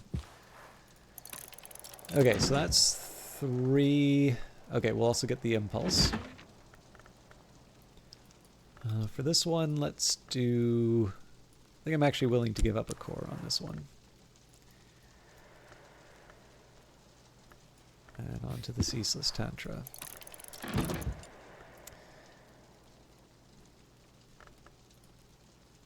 Yeah, so the Intuitions doesn't do anything for me here. By the way, I told people about this game during Thanksgiving dinner and I thought I was absolutely nuts. So I did a small presentation on game narrative at the writers group at work. And one person was pretty clear they were not at all interested. I'm not entirely sure this game is losing anything from that person not being interested. But I did notice there were a couple of people who were, they had their browsers open and were searching. And one of the things that really intrigued me was one of the people in attendance actually said their kid plays Cultist Simulator. And I was like, oh, I have so many questions. But I didn't want to pry too much. So BI said is like, let me know if they know about Book of Hours, because it's a really good follow-up. Yeah, you would not believe some of the... Like, just out of no, actually I have another coworker too, only recently got a Switch, and like it's kind of funny, right? Because some people eventually sort of find out that I'm a gamer or something like that. There's like, I know there's the idea that people have in terms of what a gamer is, and then there's the reality. And like the fact of the matter, I know I've said this so many times, but like we're all gamers. Everybody's got a mobile phone. Everybody's got, this little game playing device in their pocket. You're lying if you say, if you say you've never played like Tetris or Candy Crush or like whatever. Yeah, but like I look like a gamer. I'm tall, I'm pale, I look like someone who reached adulthood and did not learn that these things are for children. But yeah, like and that's fine because I'm also enough of a grown up to not really care if people think that it's a terrible way to spend my spare time. It makes me happy, and it gets me in a position where I get to interact with all of you, and you're a lot more interesting than the people who just sort of say games are automatically stupid. Like this is the thing, right? If you've got some like bro who's gonna lose his mind at like a 12-year-old over a game of Call of Duty, like yeah, of course that's a negative personality thing, but it has a lot more to do with the attitude and the priorities than it does any inherent demerits of the hobby.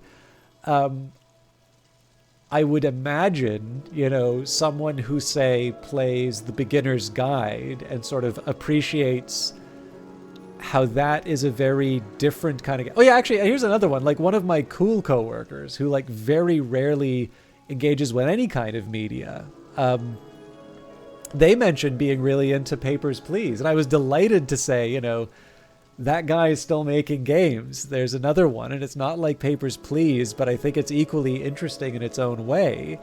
It's called Return of the Obra Dinn. You might find it really interesting. It kind of talks a little bit about the Mary Celeste and kind of what that was, and just generally sort of this whole idea of independent games and sort of what they are nowadays. So, like I said, everyone is kind of a gamer now. But that's a more broadly defined, right? Like it's not all just, misogynists who are, wanting to play a first person shooter or something like that. But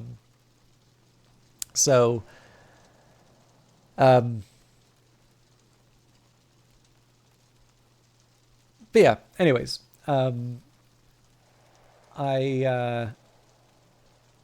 I did wind up using, so this is one of the better examples I can think of that feminists who play FPS. How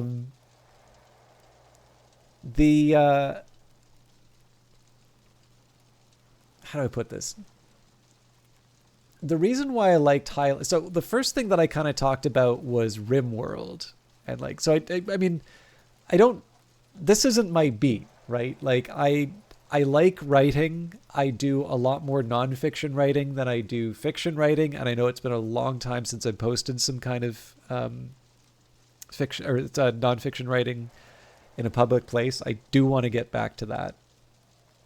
I have been writing stuff that's sort of been intended for the blog, but there, like, I don't know, there's a bunch of stuff to kind of get in the way of it. Some of it is quality stuff, some of it is length, and some of it is just I've written some stuff and I'm kind of tweaking it, and then sort of time goes by and it's not as relevant, and yeah, so I need to kind of get back into a better track record, because I've been writing a lot but I haven't been publishing, and I think I need to make the writing something to release as important as the regular writing, to be completely honest.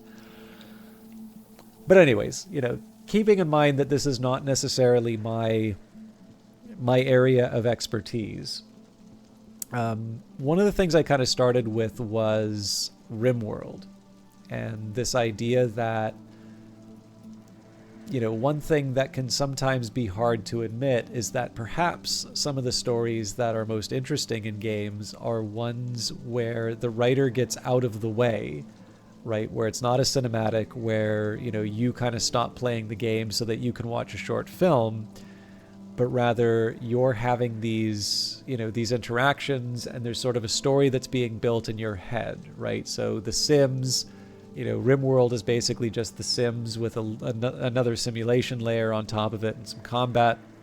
That's obviously very unfair to RimWorld, but honestly, all gaming is a footnote to The Sims. And,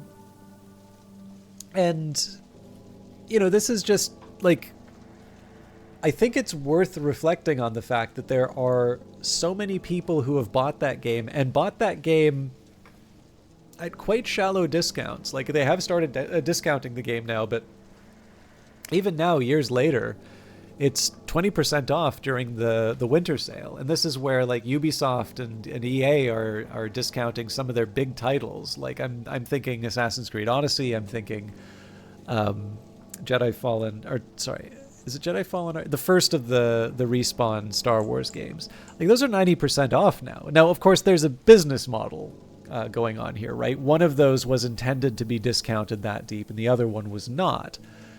But it is worth saying, right, that this is very different from what I think a lot of people think of when it comes to sort of stories and games, where, you are kind of getting out of the way, and what you're doing instead is you're creating enough of sort of a fantasy for people to be engaged and to think of things, but you're not holding them by the hand and sending them towards a particular outcome.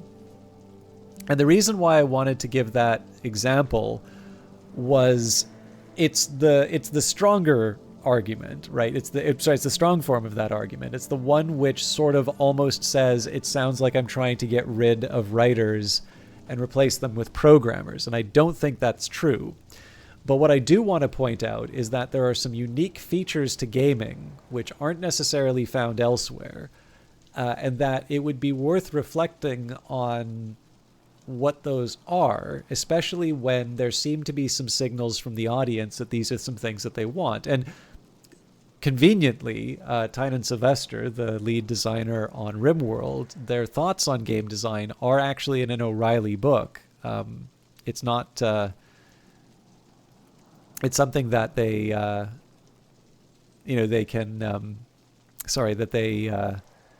it's not a secret. And in fact, I did, based off of something in the book, I did actually reach out on the email to just ask a couple of questions, and they got back to me quite quickly, which I thought was really nice. So that was sort of the, here's an interesting thing. What does it mean for storytelling in games? But I do think that there's a room for writers.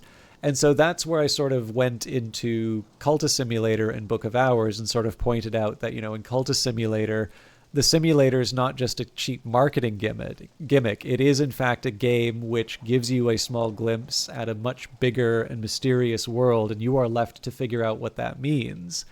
The Book of Hours, the sort of ordering of an acquisition of knowledge. I kind of pointed out how these are games that mesh very well with their mechanics, right? The way you play the game is there's this nice sort of feeling of connection. There's this nice sort of alignment with what the game's trying to say. And so much of it takes place in your head, right? That has kind of the same virtue of reading or listening to a radio play. I always like to think of the Hitchhiker's Guide to the Galaxy as my favorite example of this, because probably maybe not coincidentally, this is also the order in which I experienced them. But I first read the Hitchhiker's Guide to the Galaxy book, and I loved it.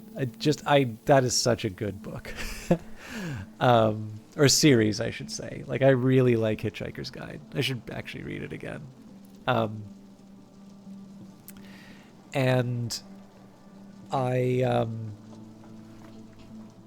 then there's it's definitely right. Okay, I'm good. Actually, the funny thing is I've not yet read Mostly Harmless. But I should just sit down and read the whole series again. Douglas Adams had a real gift.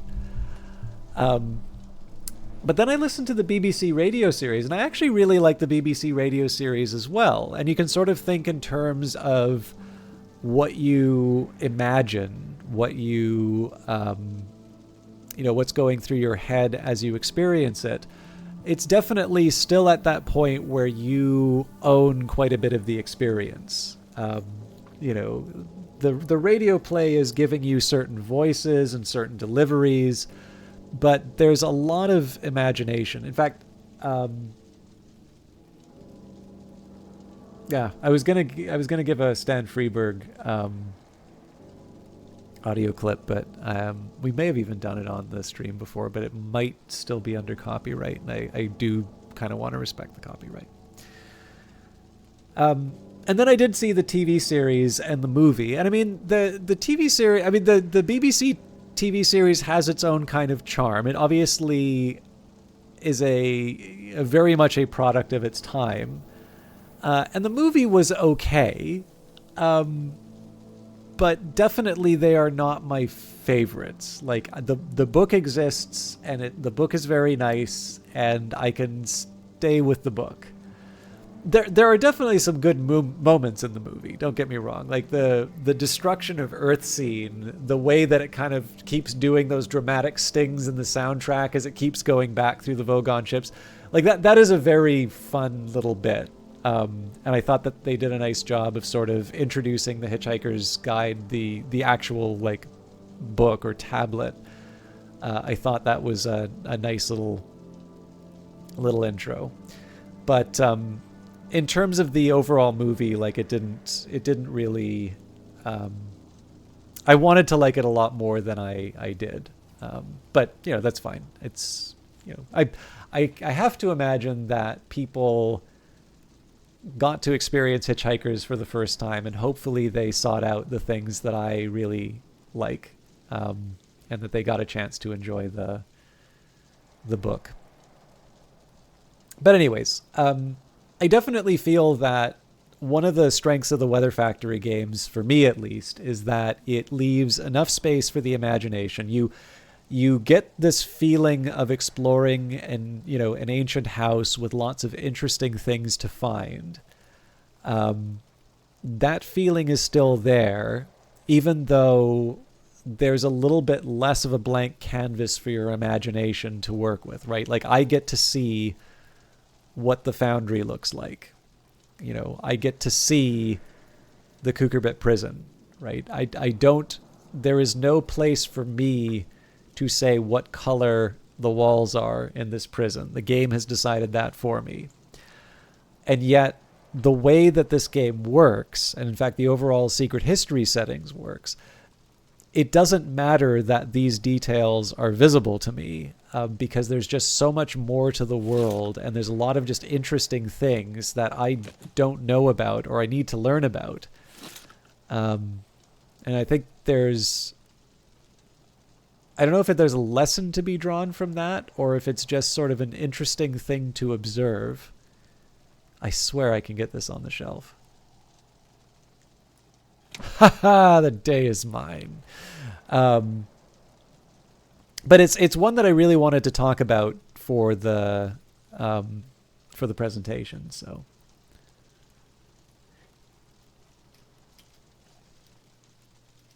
all right, let us carry on with the day. I was going to take a quick break, but maybe we'll give it a little longer before I go into that. Storm might be nice to take advantage of. Is there something? Well, see, the thing is that if I need Sky, I can actually use the Final Understanding here. So. Although I might try to see if I can. I should see if I can maybe get enough Sky to open that room as well. All right. In winter, when the storms close the seas, the fishermen will offer their services. For a shilling a day. Fishermen in this part of the world have a reputation as smugglers and worse than smugglers. Those days, are past mostly, and mostly they just catch pilchards now, but they still remember the words spoken in silence to the moon and the sea. So let's get some money. I could offer with help with correspondence and arithmetic. There is no school in Brandkrug, and not everyone here knows their letters. I'm going to chat with the fisherman about... We'll start with the Wormwood Dream. So exalt with a memory. I can discuss a memory with my assistant. And I will start renewing that Wormwood Dream right away. So we take the Edicts Martial, we take the Storm, recall a forgotten crime of moon and winter. And maybe just in prep, we'll speak with Mr. Kill. Mr. Kill always enjoys a chance to catch up with me. If you don't choose a topic, Mr. Kill will offer help as a friend.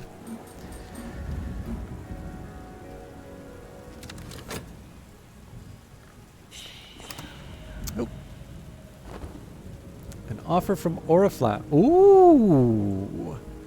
Oriflamme's established 1776. Sense, Signs, Sciences. Dear librarian, we would like to offer you this opportunity to purchase The Three and the Three, Karasham manuscript. A more recent version of a much older text, this book describes the operations of the Chancel and the Calyptra, two triads of hours with subtle, far-reaching powers and responsibilities.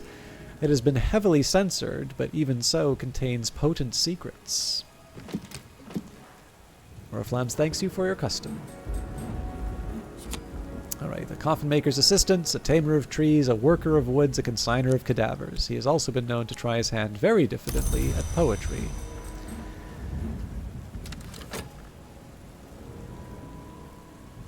So I'll explain why I reacted the way that I did to that 3 and the 3.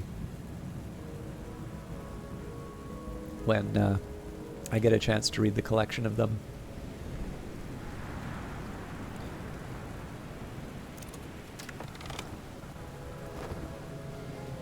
Memories don't last long outside books, but it's made the difference for the day. Alright, let's give him the tryst. Secret sorrows may join our strengths. The loading dock. Here the supplies came in from every continent that the seas touch, from the bounds and beyond. Now and then, prisoners would try to escape, but the sea is always hungry. So, we've got abandoned luggage, records box, a treasure stored by a musician's spy, and a crate of supplies, something set helpfully aside. So, lots of things for me to open, but not a lot that I'm going to be using with the consider verb right now. And then we also have the loading dock crane. Long ago, this was the route by which provisions entered the jail and by which prisoners failed to escape.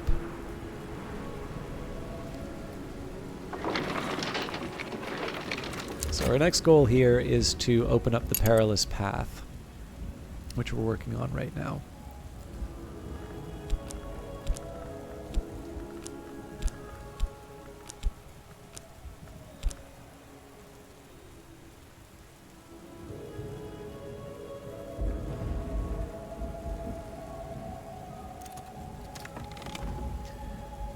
Through this overboard. Alright.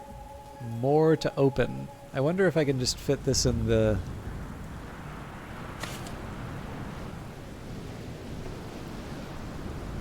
Yeah, no room, huh? Alright. We'll put it down here with the other stuff. Okay, so first of all, I want to try and get the scent. This is going to be 30 seconds longer than I wanted to spend on acquiring things for Stone Stories, but it's not the end of the world. I think I'll use the metal in this case. Investigate the object. You won't use this up or consume it by doing this. The White Book of Brittany, a volume of death lore gifted to St. Brendan's by Brian of Brittany, who was made Earl of Cornwall after the Norman Conquest. The white flower lies heavy, but the roots of the watchman's tree run deeper than snow. The white flower is described as the death of wisdom, but wisdom can pass into sleep, not death, when the rage of glass is subjected to sufficiently powerful winter aspect, while the ragged crossroads are invoked.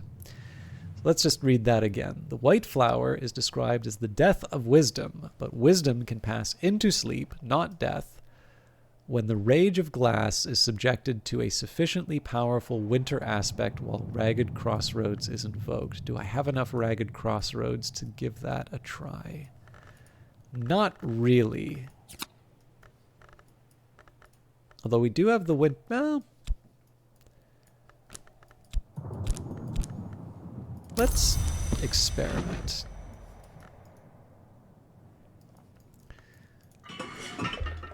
So if I take a Whist and I add the Final Understanding,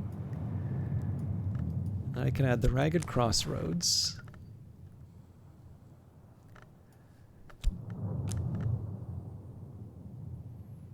Yeah, the Essential Perios. Okay.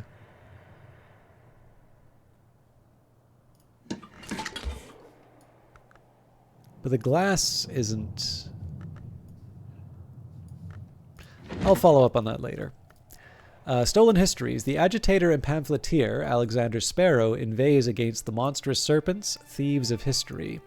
Sparrow acknowledges 5 histories, insists the 3rd history may be overrun by coils, and warns the 5th history is already lost.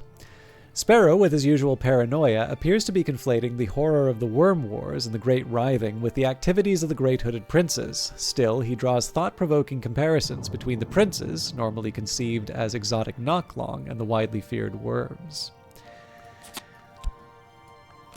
Okay.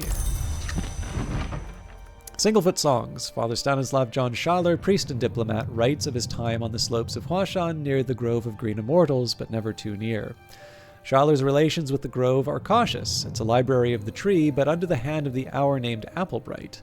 In time, however, Schaller comes to be more sympathetic to the Applebright, which he suggests causes harm only when so invited. The Singlefoots of the title are one-horned, one-footed hill things with sweet but powerful voices, powerful enough to open the mountain. The Singlefoots sometimes trample pilgrims, sometimes heal them, sometimes coerce them to enter the mountain and become Singlefoots. Schaller explains that when he found this last becoming too tempting, he decided to return to his homeland.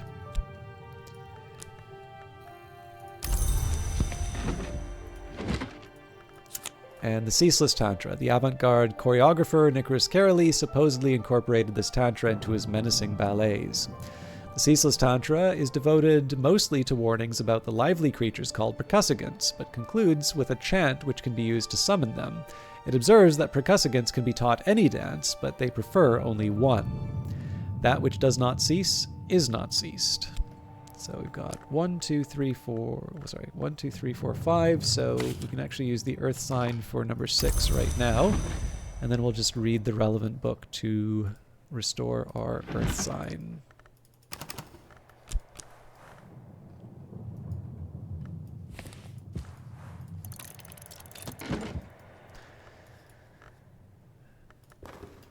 Or I don't need to because I'm already waiting the 30 seconds for the nectar memory anyway. Was it the Ceaseless Tantra? I mean, who wouldn't like a book about dancing forever? Tuppence will buy me a hearty meal and a quiet place where I can rest and gather my thoughts. It is winter and the storms have tightened the seas. I am sitting before the fire in the sweet bones with a beef and potato pasty in one hand and a hot ale posset in the other. What comes, neither of us knows yet, but we will. Alright, let's go up to 10 with the lunar globe. I can lend my assistants something to help increasing their abilities, and then we will give them some fish and a drink of water and send them to the perilous path.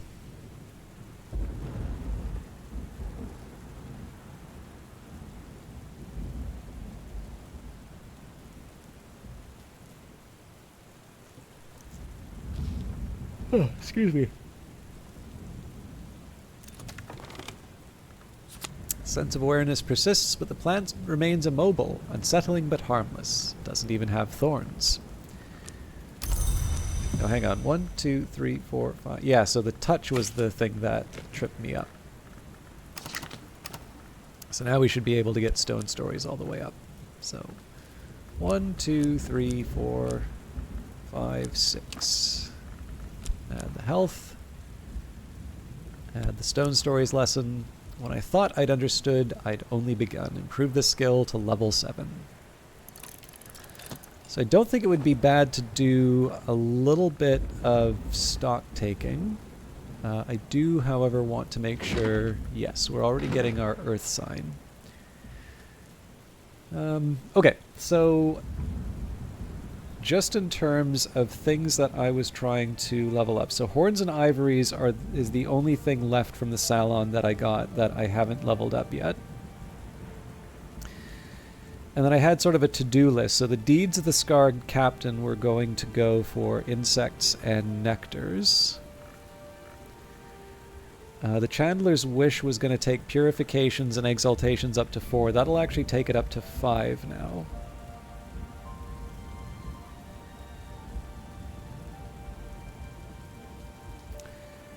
The 26 enticements was going to go to leaves and thorns, and that should take that up to the 9 that it needs.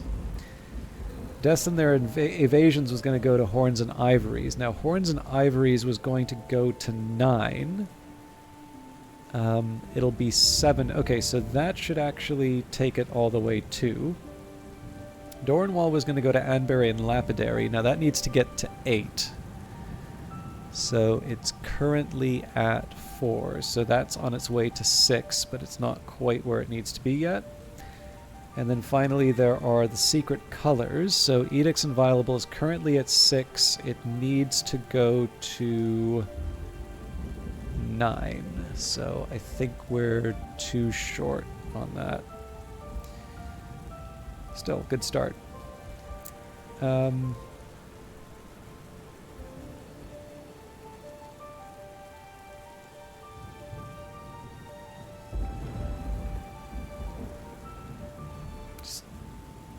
Making some marks.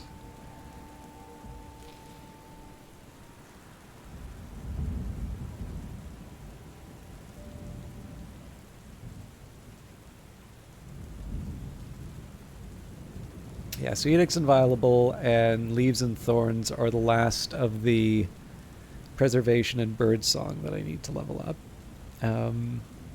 Sacrosalis Invicti is the last one for Horamachistry, but both the Emberil and Lapidary and Sacrosalis Invicti are going to take a lot to get where I need.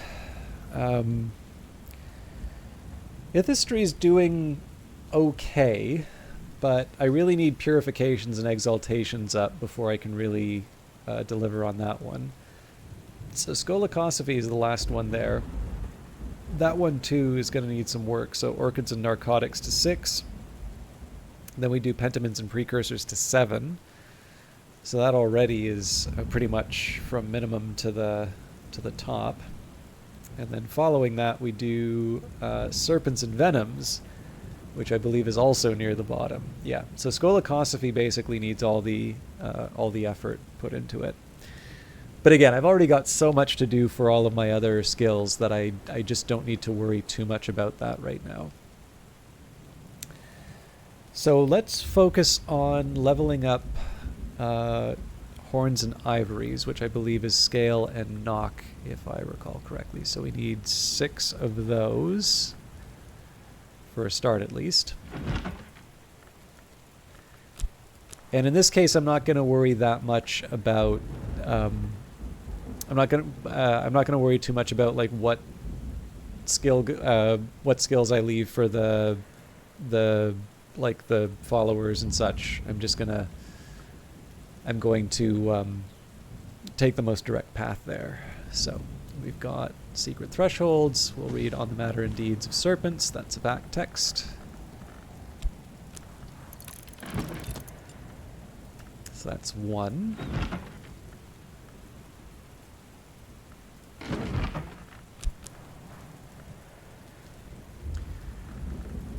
Just going to double check that Horns and Ivories. Yes, Scale and Knock. So, nope, yes. I think we were on to the Locksmith Stream 3. So that's 2 of 6.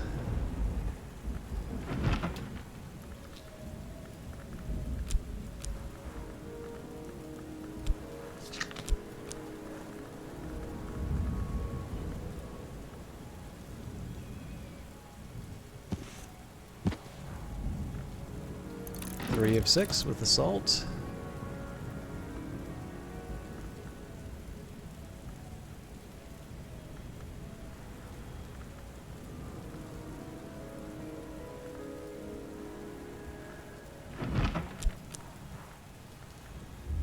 Of 6 with the fear, so I think we're on to the Viennese Conundra.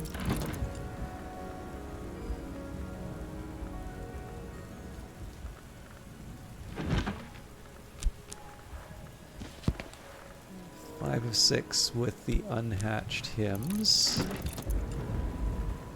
And I think I forgot to get the Stolen Secrets, which should be 6 of 6.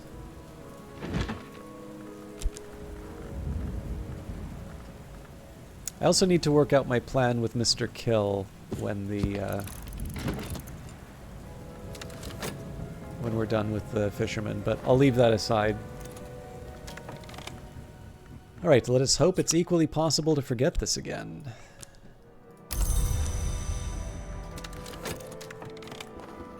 This tool has boosted their aspects appropriately, so we've got 10 for the fishermen. We just need to give them either mackerel or pilchards.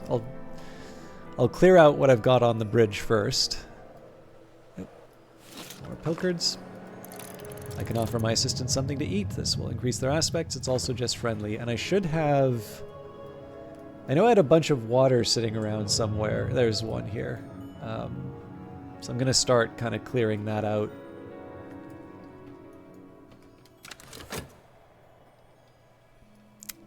Yeah, mostly this was sort of an expedient because I was finding the place was so crowded that I just turned the bridge into this is eventually going to be a gift drive for the village.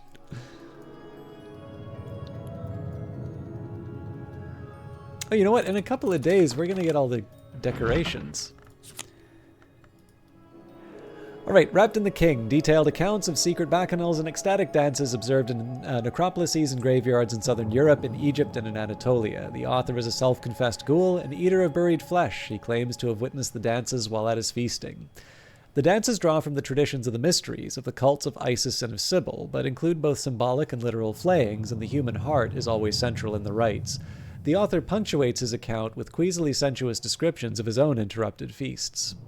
At these greater feasts, a black pig is always crowned as king before its slaying. On this occasion, its heart was weighed in the balance against a knot of feathers, and its skin became a cape for the officiant. Its flesh was left for the crows, but I must confess my interest was not in its carcass, but in the perfumed flesh of the milliner laid fresh in the earth.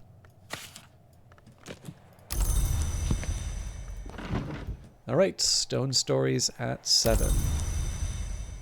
And sorry, I just wanted to double check. Yeah, so it is Edicts Inviolable that we're going to be focusing on next. So, kind of already have what I need for horns and ivories, so it wouldn't be a bad time for me to consider whether or not I want to read a book. I think the only challenge about reading a book right now is I wouldn't necessarily... Well... I'm of two minds about it, if I'm honest. One side tells me, don't worry about it right now, because you'll finish the book and then basically you'll have to level everything up.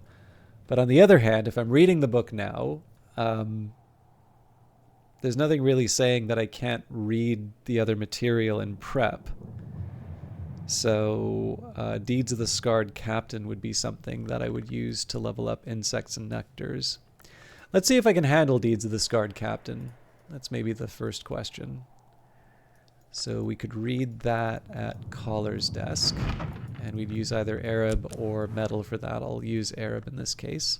I don't think this will be a hard one for us to read. So we take Deeds of the Scarred Captain, we add Edicts Martial, and we are too short, actually, so I would need some... Well, no, but it's easy for me to get that memory. So yeah, I think we are going to try and read Deeds of the Scarred Captain. This is really the reason why this bridge train exists, is every once in a while I get to throw something away. If I cast an object into the sea, it will be lost, perhaps irretrievably. Use this to dispose of junk or of danger. By the way, one of the things that has horrified me, and I've seen this in multiple Twitch streams, people, when they see a book cursed, will either throw it into the sea or into the fire. And I kind of scream and grab my monitor every time I see it.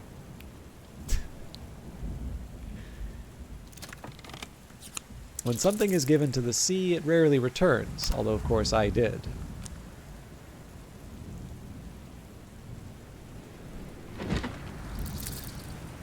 Momoko Hana, and I'm going to guess that Yu Hana is in the chat as well. Always very lovely to see you. I think I saw you two in the chat the last time I was streaming this game. I hope you two are doing very well. I also got a chance to talk to Kite a little while ago, so it's always nice to see some of my favorite people hanging around. Hey, there you are. It's very good to see both of you. I hope you are both doing very, very well.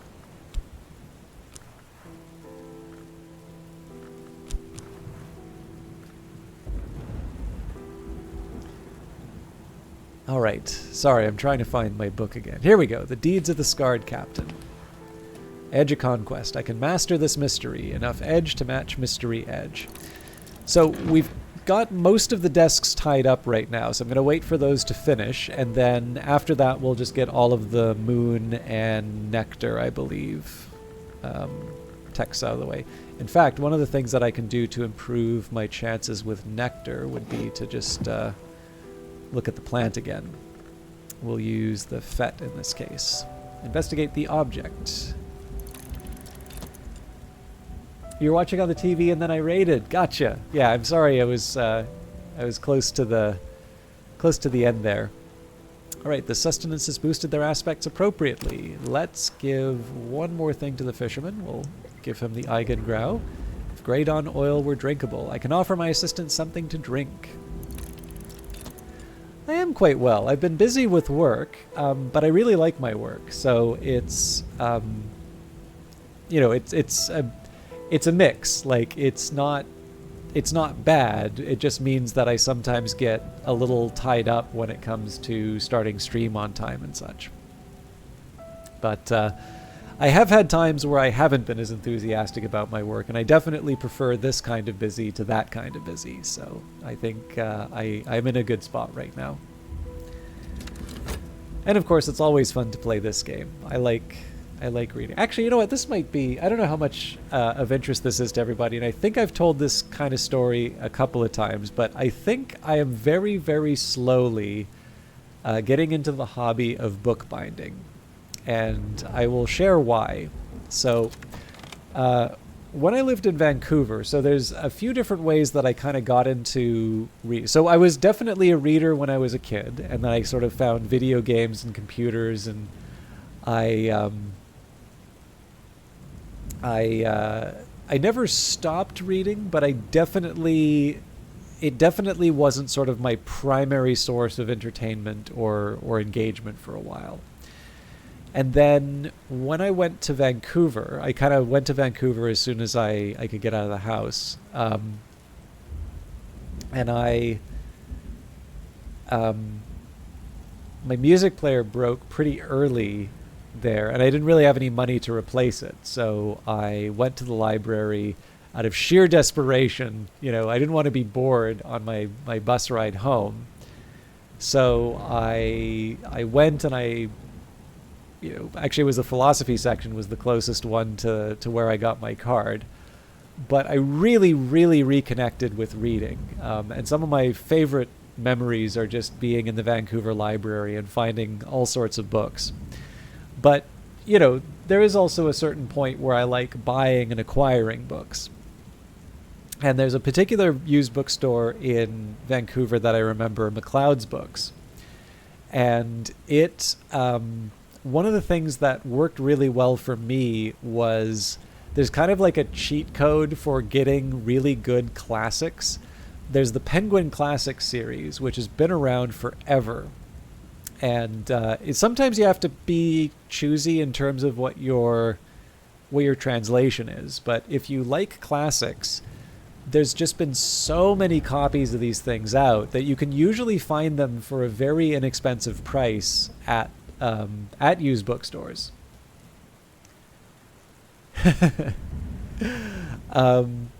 Well, I mean, I find most used bookstores have kind of two sections where there are like super rare, like first editions and things like that, which cost far more than I think I've ever seen a book cost. And keep in mind, I did economics, so I know what it, like, honestly, if you want to make a fortune, all that you do is you take a statistics text and you write business in front of statistics, and then you like put a $ in front of every single number, and you can charge like $150 more. It's appalling.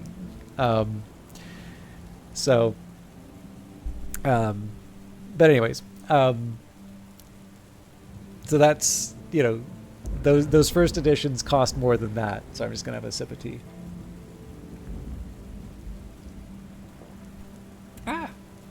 Sorry, I spilled it on myself now.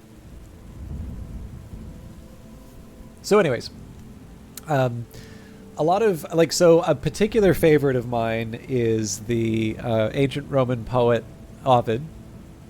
And in fact, we are getting near the Christmas season. So as everyone knows, the most beloved Christmas film is Eyes Wide Shut. And I think that might have actually been one of the first places I heard about Ovid. It's like in one of the opening scenes where one of the partygoers is trying to seduce Nicole Kidman. And I actually really liked Ovid when I read him. So, I think I read Ars Amatoria and I read Heroides, which I really enjoyed. I eventually got to Metamorphoses, and that just blew me away. That was the time where I'm like, this guy is amazing. I got to read everything that he has written now. So Amores and Tristia, basically everything that I could find. And the last one was Fasti, which I actually think probably, I don't know if it's ever directly referenced inside of this, but I really feel like Fasti has a presence in Book of Hours without specifically being mentioned. So I had it at work, and because I bought Fasti at this used bookstore, again, you can get these things for like $5 or $10 a piece. The glue, it was a paperback, and again, like that book, I would not be surprised if that book is like from the 70s or the 80s. So you can see sort of the wear on it a little bit, but the glue along the spine that sort of keeps the cover, both the cover that's on the spine, but the front cover as well, it sort of became undone. So the cover was sort of flapping almost like kind of a screen door that's blowing in the wind.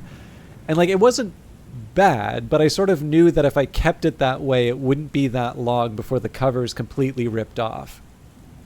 So I did a little bit of research, right? And I wanted to see what the best way to handle it would be. And I eventually sort of found that there's sort of an acid-free glue that you can use that, that did the trick. So I was like, okay, so I go to, there's a kind of art store chain called Desserres in Canada. I used to go there for sort of like frames for photographs that I'd taken. And I asked them about it. I was like, oh, are you bookbinding? And I'm like, no, but I have a feeling I might in the future now. So it's like, come with me. And they kind of take me to the back, and that's where the glue is. And I did it. And it wasn't a perfect repair job, but it worked really, really well. So I was pretty interested in that. I was like, okay, this is interesting. I feel good, right? Like, this is a book that I don't think I could ever bring myself to throw away a book, but obviously it's a book that would have been in considerably worse shape over time, and now I think it's been given a bit longer. Now, some of you know I might like Jonathan Swift. I don't know, this feels like a little bit of deep lore for me. So for those of you that didn't know, so I have a modern library that actually, I think this is out of print now, but the Modern Library produced a book, The Basic Writings of Jonathan Swift. So this has all the good stuff, as well as some of the the lesser known ones, but it starts with A Tale of a Tub, and it's sort of the full edition of that. So it also includes The Battle of the Books, which is, that one is a real treat to read. And then Discourse Concerning the Mechanical Operation of the Spirit. Every stream you're in, for sure, Oswin. Obviously, it has A Modest Proposal in it, but it has, it has a few other ones. It has a bunch of his poems, and then, of course, Gulliver's Travels. But yeah, needless to say, this is definitely one that I have carried around a lot. And unfortunately, because I got this used, it was already in kind of rough shape. And not only the cover, but the first couple of pages just fell right off, right? Like that, the seam has just it's been opened and closed so many times and sort of jostled around in my backpack that I lost the cover. And again, it's one of these ones where it's like, it's Jonathan Swift. I would never throw this. I would throw myself out before I threw this book out. But it's also at a point where it's like, I can't really keep the cover on because, like it's just free pages, and that's going to wind up in worse shape. But I also can't just like walk around with the front page exposed, because then it's not going to be just the front page, but then it's going to be the table of contents missing, and then it's going to be the opening pages of A Tale of a Tub, and pretty soon I'm going to have, the basic writings of Jonathan Swift, some assembly required. So I actually went back to the same store, and I felt a little bit bad about this one because I've really been trying to avoid tape.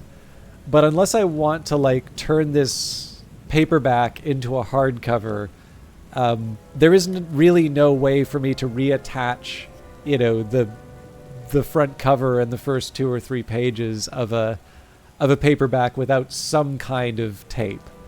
So I got this acid-free fabric tape, and like I didn't try to hide it.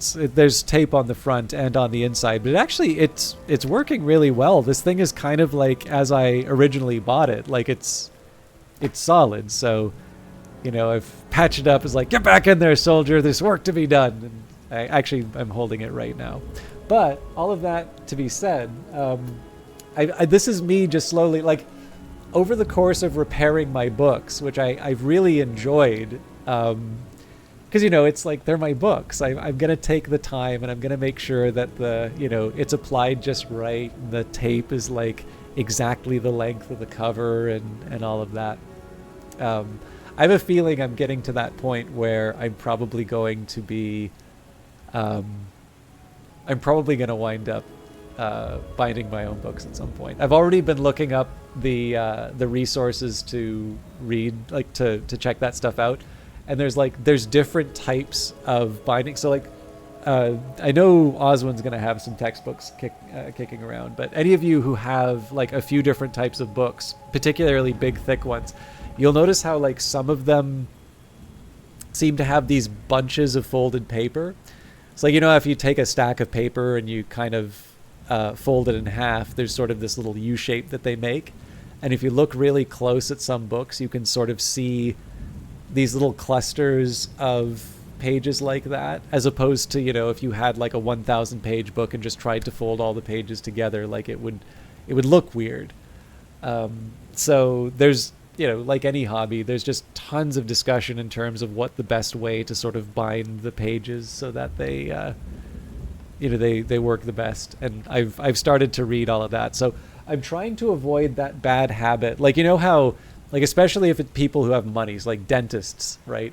Like if they get into photography, they're going to go out and they're going to get like some insane Canon that costs like $10,000. And then they'll go and they'll buy every single lens that they can find with the red ring around it, the L series lenses. And like, then they'll go and they'll take like 10 photos, wonder why they're not very good, and then like move on to the next hobby. So first of all, I don't have the money for that. Number 2, I don't want to be like that for the book stuff. So I've slowly been accumulating the different pieces, and then eventually I'll maybe take a look at a couple of guides and see. It's like, okay, what's the next piece that I can add to to make this go, to make this something that I pursue. So, anyways, I don't know if that was an interesting story or not, but we're now at the end of it. On the matter and deeds of serpents, this was probably the prophecies of the Naga rendered into English and illustrated by William Midnight in Paris in the 1880s, but it shows a number of divergences from that text. It's certainly quite recent by the standards of VAC texts. The serpent folk, called the Great Hooded Princes, came to know the order called the House of Leith and warred across the miles with them. They made an alliance with the Mother of Ants, whose children they had been. The text describes how the Great Hooded Princes escaped, or will escape, from the Fifth History, where they had died or were doomed to die. They engaged in a secret conquest of the land of the Great River called India in some histories, and have ensured that all other conquests of that land are false conquests. Secret Threshold. It's not easy to draw our own doors, but it's not impossible. The Locksmith's Dream, Trespasses, the third volume of Teresa Galmier's examination of parallels in the mystic dreams of artisans. In this volume, notoriously, Galmier's prose begins to disintegrate, and it is not clear which dreams are in fact her own. The woman in the sand-colored robe has told me, the stairways of the Mansis go ever up, death is down.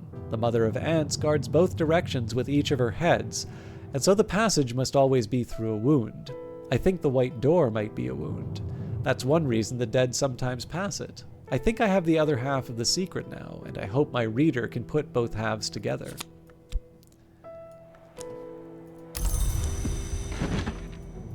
The Viennese Conundra. Vandriel describes odd events in Vienna, the disappearances of children, epidemics of parasite activity, animal mutilations, nightmares of worms, the activities of a charitable organization, the New Legions, that funds the burial of the poor. She proposes peculiar connections between these activities. When the individual K attends the meetings, black dogs are sacrificed and quartered. When the element M is in attendance, black mares are found with their throats slashed.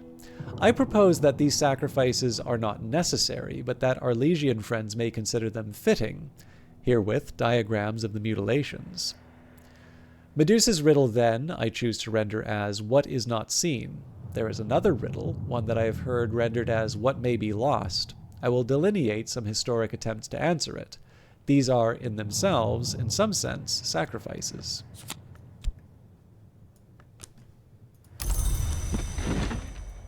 Unhatched hymns.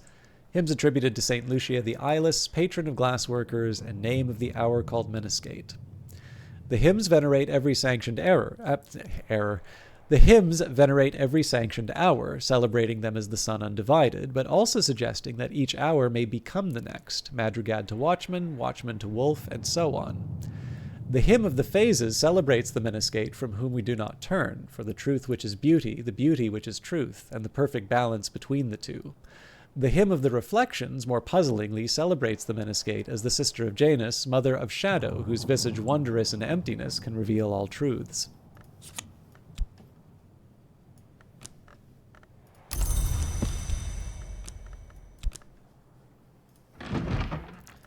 The Larkabine Codex. Christopher Larkabus claims to have purchased 2 handwritten copies of the Codex from a family of witches on the shores of the Sea of Marmara. A third was given to the sea. The sister and witch came from the west, where they were born in 2 wombs, one a princess, one a monster. Nevertheless, they loved each other from birth, and met in secret to seek union. When the great drought came, the kings of that land tried to sacrifice the princess and the witch, so they sailed across the sea. When despair took them, they flung themselves into the drowning waters, and so found the Painted River, where they entered the Mansis through the offices of the Red Grail. Nevertheless, the Codex ends with a condemnation of the Grail.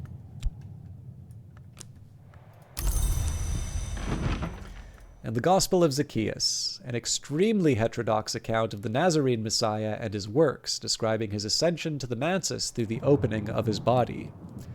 7 were the wounds of his body, 7 the doors of the house, 7 the lesser aspects of the hours, and knock the aspect above all, for the Mother of Ants is the mother of salvation. The book includes a description of a rite which can be used to raise a corpse to half-life, in memory of he who bled for the wood. But the Marginalia claim that the Mother of Ants no longer permits use of this rite. Okay, so we've got 1, 2, 3, 4, 5, 6. I might be one short. Nope, we just need 6. Okay. Oh, and we've got 10 seconds though, so. Hang on. So I was working on, right, insects and nectars. So let's take some time here and read all the books that will give me moon and nectar. Oops. So Beguiling Melodies won't, but the Stolen Secrets will.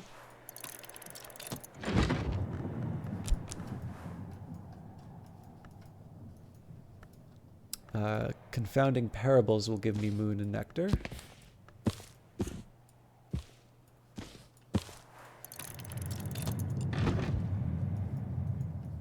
Sorry, I said moon and nectar. Moon or nectar. Revelations doesn't help. Patterns doesn't help. Hindsight doesn't. No satisfaction, no regrets. Oh, we'll use the impulse though. And I'm actually going to skip over. I'm going to read the 3 and the 3, the Vatican manuscript, because we're getting another 3 and the 3.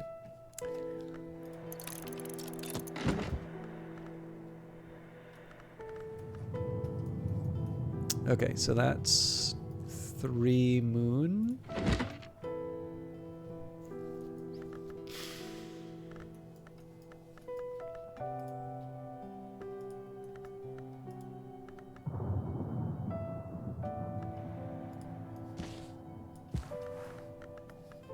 Okay, we'll read the Ascendant.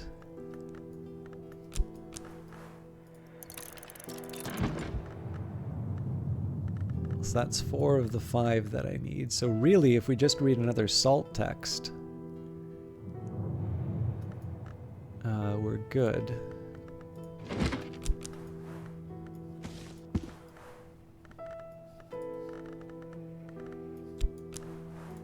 In fact, we're already 1 over because I'll have the scent.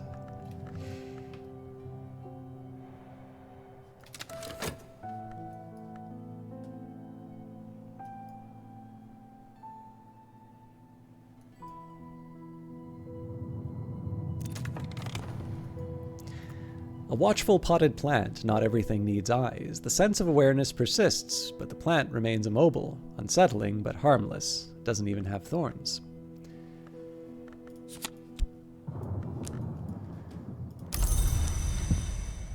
Okay, so let's level up the horns and ivories before we go any further.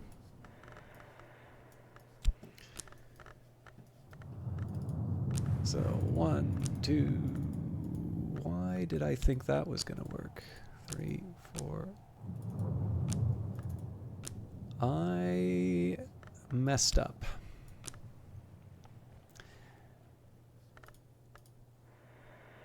I think this is the simplest for me to work with.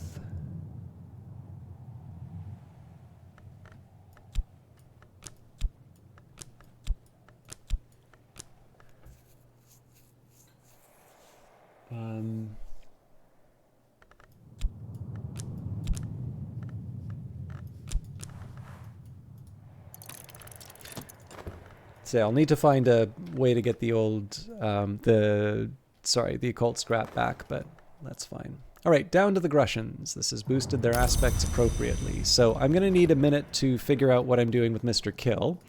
We can open this up right away. So the Perilous Path. This route was never safe, even before the last round of storms had their way with it. So, Mr. Kill. We're going to want him for his sky. And I'm going to take a minute here just to work out the numbers. So this one's going to be a little harder than the others. I need 15 sky. I'm also going to just take a minute here to erase my fisherman notes because those aren't relevant anymore.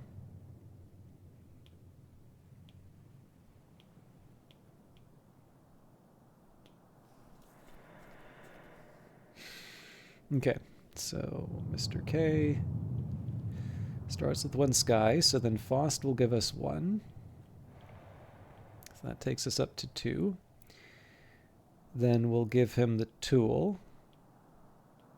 which is also 1, so that'll take it up to 3. So if I do the Newman, and technically that's not the highest sky that I can give him, but it's the one I would prefer to give him. So that takes him up to 8. So we have the base, we have the element of the soul, we have the tool, we have the memory. I'm just going to take a second to talk with him. So that definitely gives us a lot. So we've got that taken care of, that taken care of, and that taken care of. So if I want to get up to 15, I'm somehow going to need to find 7... you need to find 7 aspect among the different things I give him. So I think the best way for me to do this is just to hold over all the different items. So, you know, copper wire, not really relevant here. I think the best we can do drink-wise is 2 sky from the blue crown. I don't think the hurricane... Well, the hurricane lamp, first of all, is a light.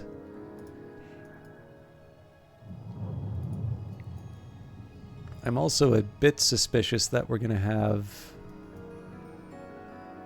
a lot of sky out of the various food items.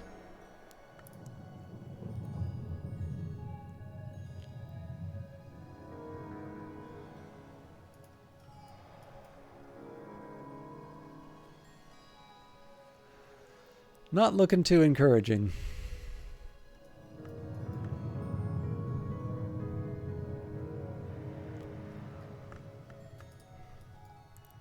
Oh, excuse me.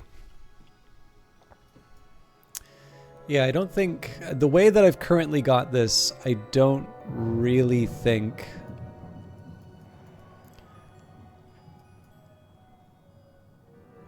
I have what it takes. I maybe should have checked this before I brought in Mr. Kill. Let's just play this out to see what the highest I could get is. So we've got Mr. Kill, we've got the Foss, we've got the Tool, we've got the Newman, so then we'd use the Blue Crown Tea. That would be good for 2, so that takes him up to 10. Now, I already have my menu. Let me just see here.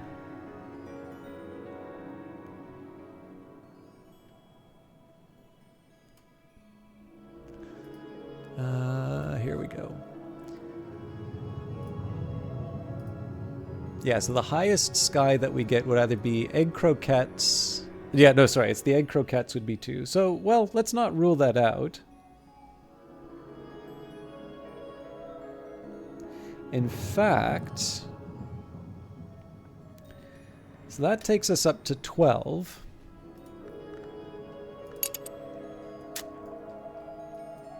But I don't recall if I have a Kronsicord.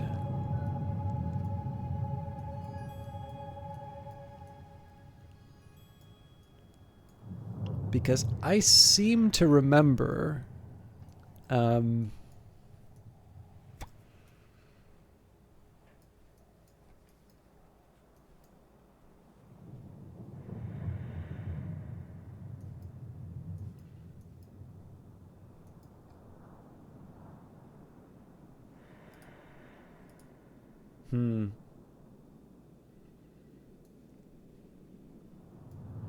I usually used to keep the Kronsicord in this area.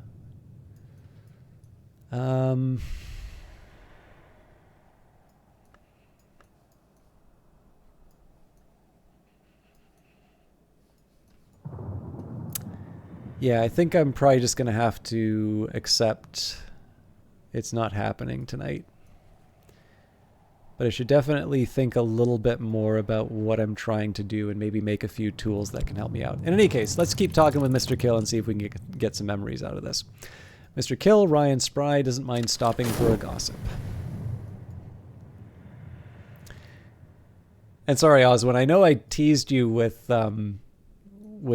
Cosley's books, and then I didn't wind up following through on them. But I think Reverend Timothy will help us out with the knock. And I will definitely be reading the book then. All right, an afternoon spent profitably, reading newspapers to the curious, writing affectionate letters for the lonely, steering farmers through the requirements of the Ministry of Agriculture. It is winter, and the storms have tightened the seas. I am sitting before the fire in the sweet bones with a beef and potato pasty in one hand and a hot ale posset in the other. Oriflammes thanks you for your custom. The 3 and the 3. This is also pretty good because I do actually want to level up the Edicts Inviolable, so it works well in 2 ways. Alright, the skill is now level 7. Its power aspects have also increased. Dead men don't tell no bloody tales. Well, who'd listen?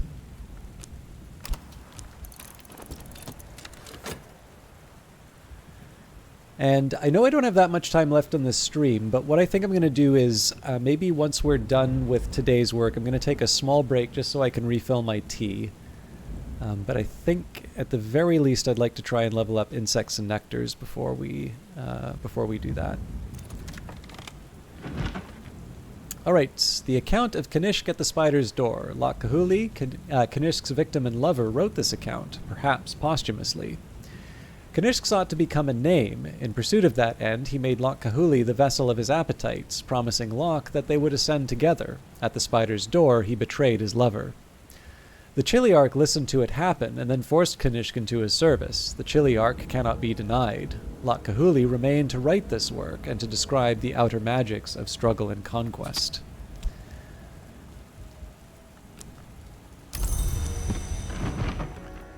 The Moon's Egg, the third and last volume of the Meditations of Abbot Thomas of the Abbey of the Black Dove. Abbot Thomas speaks of the coming death he hears in the sound of the waves, but rejoices that his blood will water the egg of the moon, by which he seems to mean the future. The last chapter was dictated, not written, by Abbot Thomas. When Thomas's old sword brother Trygeave returned to raid the abbey, Thomas had broken his monastic oaths and taken up arms to defend the abbey. The 2 men had been both mortally wounded. Thomas's last words are, "The wheel turns, the moon sleeps."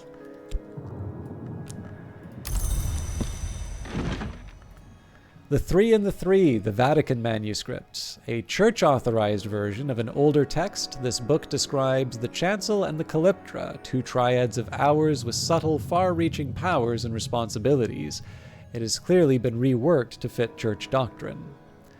The deepest knowledge is forbidden to all mortals except those who seek it beneath the watchman's tree. It is Calyptra that planted the tree, but it is the chancel, the cruciate, that has elected Calyptra. Who then elected the cruciate? Or is this, as the saying goes, a matter of Janus? The sister in witch is cruciate, but the witch in sister is not. Even those powers that demand a conjunction are not always conjoined. When the sister is nowhere, does this mean nowhere sits in Crucium?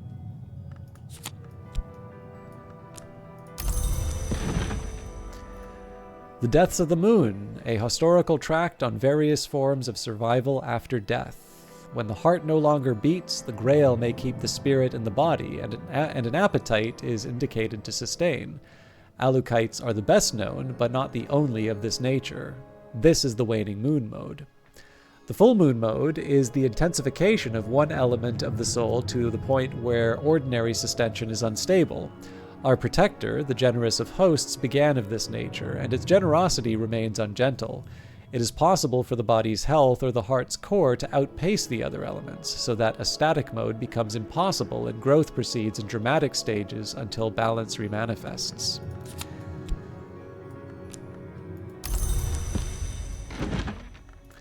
And the Ascendant, the edgelong Dardesh, boasts of her victories over her brother enemy Tarag in the days of the Shadowless Empire.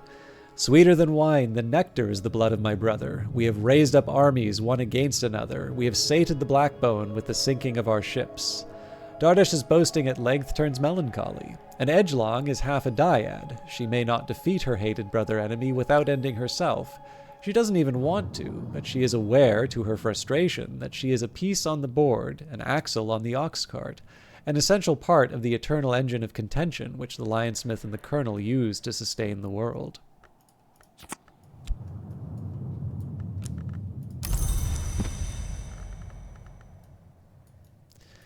Alright, insects and nectars. Wrong one. Let's try that again. Insects and nectars. We do not have our lessons yet. I gotta hold my horses. Alright, is there anything I want to do with the consider verb while I'm here? Yes, I want to get an occult scrap again.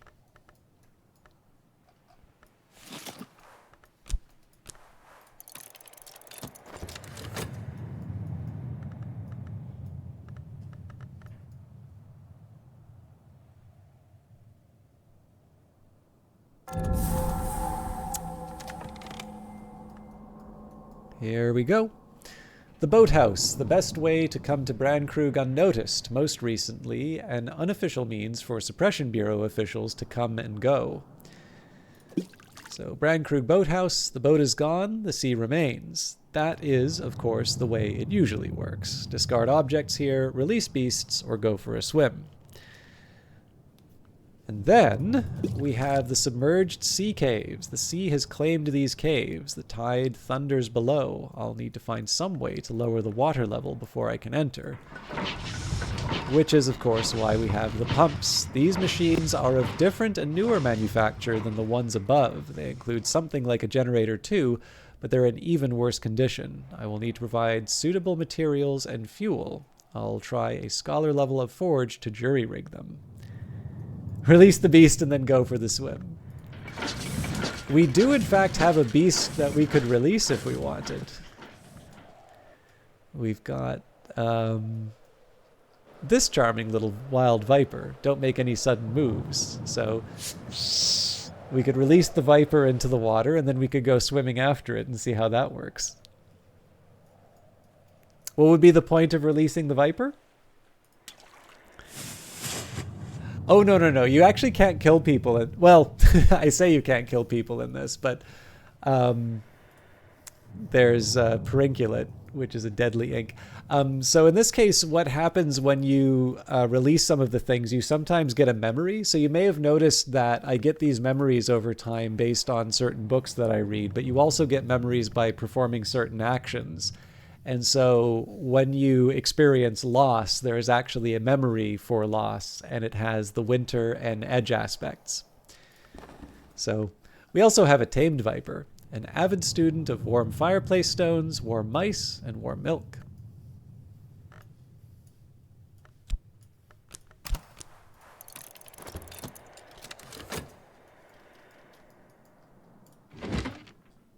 Okay, we're almost here. I like the deeds of the Scarred Captain. The Colonel's an interesting character. Actually, have any of you seen an image of the Colonel? I can bring it up from one of the wikis, I think. A yellowing newspaper. It's dated the year that Hush House was abandoned. Nothing's history when it first happens.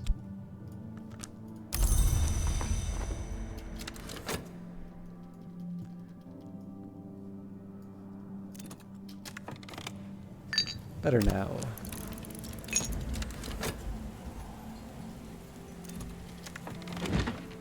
Here we go.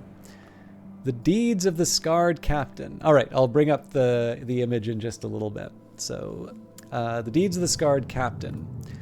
Painstakingly assembled by the soldier of fortune and sometimes remittance man Pavel Shulga during his years in Greece. An account of the founding of Mycenae by the Scarred Captain, who first slew 7 monsters to make the land safe. And of course, this may have some relation to the 7 coiled that we read about from the other perspective. As the captain destroys each monster, a flood of blood rises higher, until at last a priestess drowns and is reborn as a serpent goddess.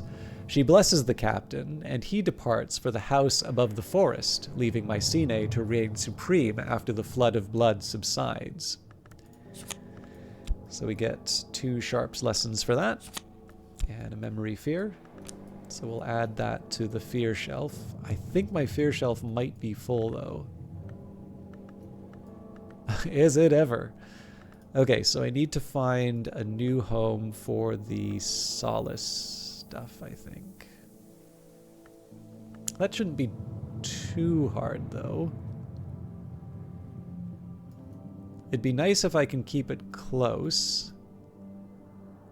But in a pinch, I can keep it in these areas.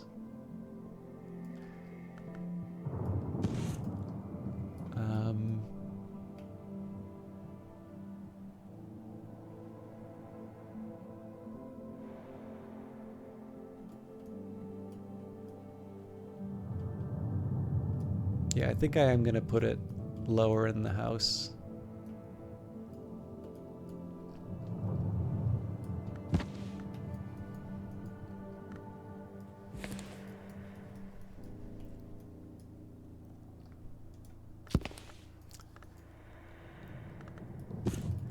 I might reorganize later, but this will do. It's a little funny to have this by the horned axe, but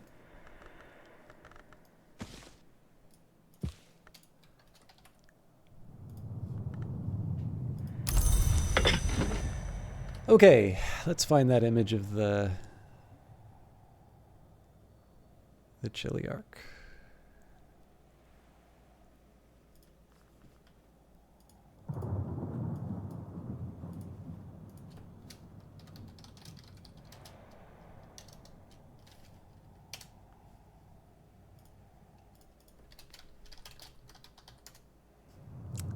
I'll actually also bring up the Lionsmith too.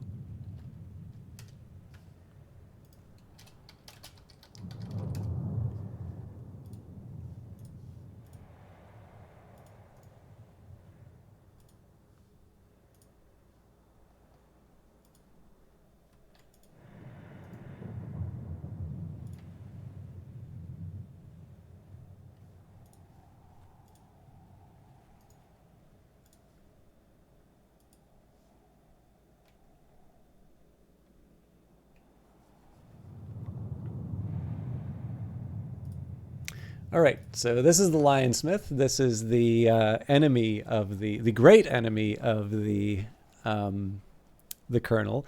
Now, the fact of the matter is I'm going to miss most of the details in these images, but I think there are still some fun ones. So, of course, you have the Clockwork Lions, and these are, to my understanding, these are creations of the Lionsmith.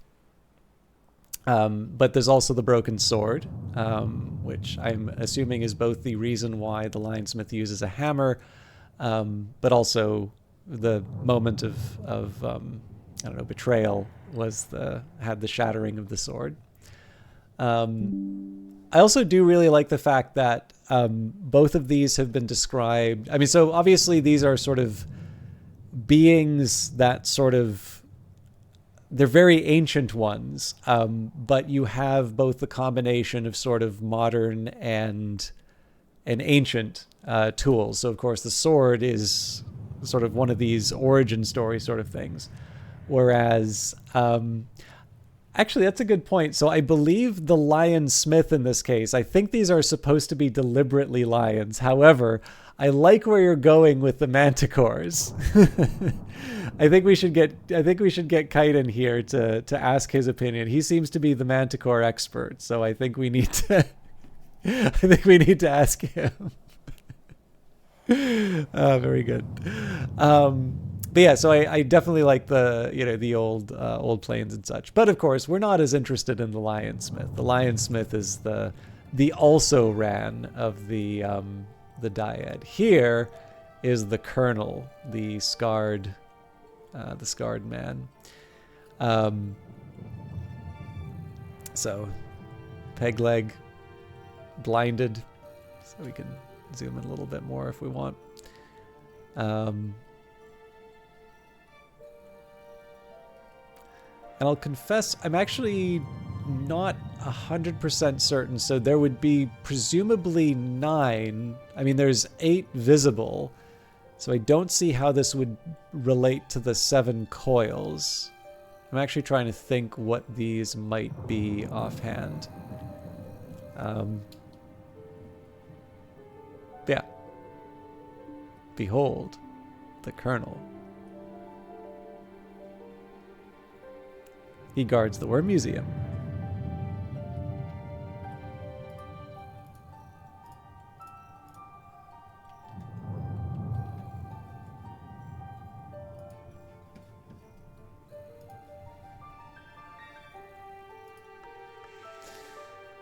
Okay, where were we? I was going to level up insects and nectars.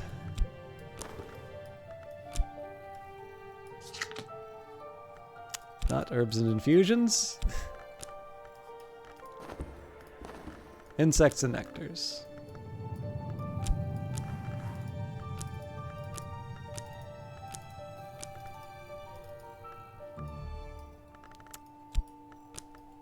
I brought too much. That's actually pretty good news because it means I can probably get another level of that. Okay, so we've got 6. We've got 2 of the 6 that we need, so I just need 4 more nectar or moon. So let's see if we can sneak that in before the end of the day. So we already have the salt and contradiction. So we'll go for another another stolen secret. We'll go for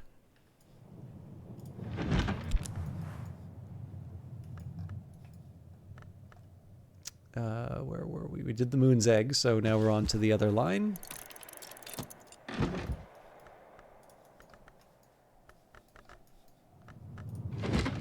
We'll take the fat and no hindsight. We've already got the salt, so we'll leave that. No satisfaction. No gossip, no foresight. Already have the contradictions. Fear doesn't work. We also already have fear. Maybe we'll have to use the earth sign. We'll definitely get the impulse, though. So we're on to the beekeeper's ends. So that's 5 of the 6 that we need. So it feels... Oh yeah, we just read the Vatican one.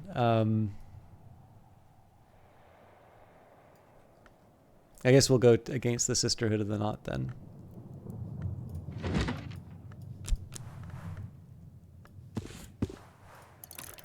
And you know what? Sorry, I lost tracks. Let me just double check. So we've got 2, 3, 4, 5,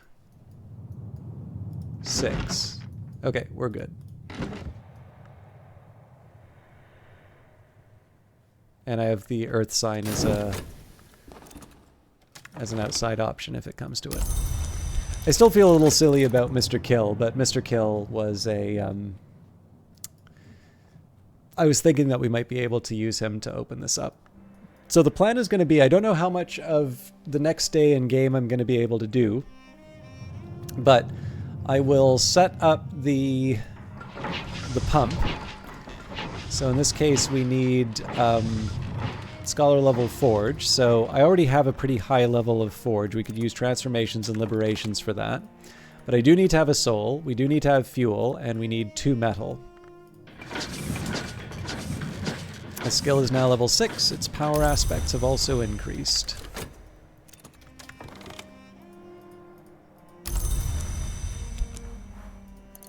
Actually, now that I think of it, I know I'll lose the metal overnight, but maybe we can just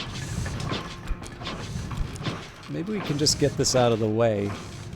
So obviously we'll be giving up the copper wire here, but I think I can live with that. I guess the real question is what fuel do I want to use? So if I want, we can use the scintillate oil, although we should have a duplicate of that. Yeah.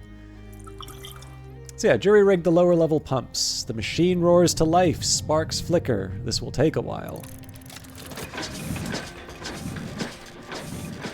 So we'll drain out the submerged sea caves. Night has fallen, dawn will come soon. So as always, we want to keep the lesson of many facets. Light leaks in. Where? From? How? An afternoon spent profitably reading newspapers to the curious, writing affectionate letters for the lonely, steering farmers through the requirements of the Ministry of Agriculture.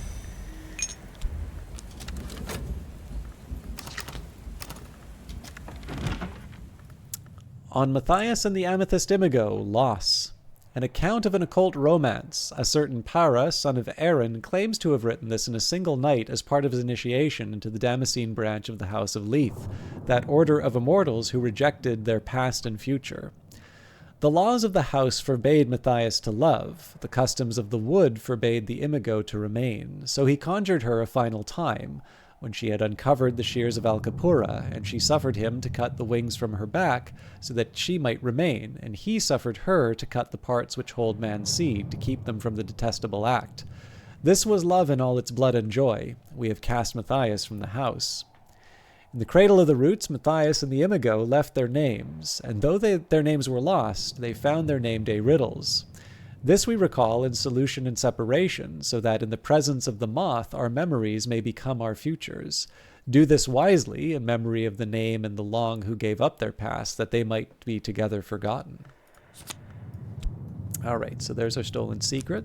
That's 3 of the 6. The other line, one of Samuel Savage's more thoughtful works, an allegorical play about the city Clarity, a city that is also a book, and the sentences which inhabit it.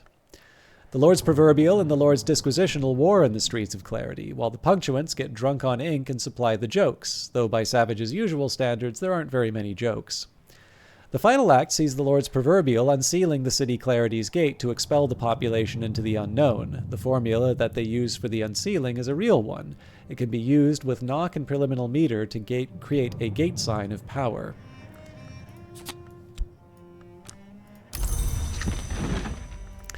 The Beekeeper's Ends, dialogues with bees and uses for honey, as erratically recorded by Ricardo Milagro, gardener of Hush House in Musgrave's time. Milagro spends an entire chapter on his hatred of wasps, which he describes as the vile pretenders. Milagro claims that bees retain many traditions passed down from the earlier and greater branches of their species, but that they are fiercely jealous of these traditions being passed on to lesser insects, and insist above all on an oath of secrecy. Tragically, therefore, he is unable to describe these more substantial and powerful traditions.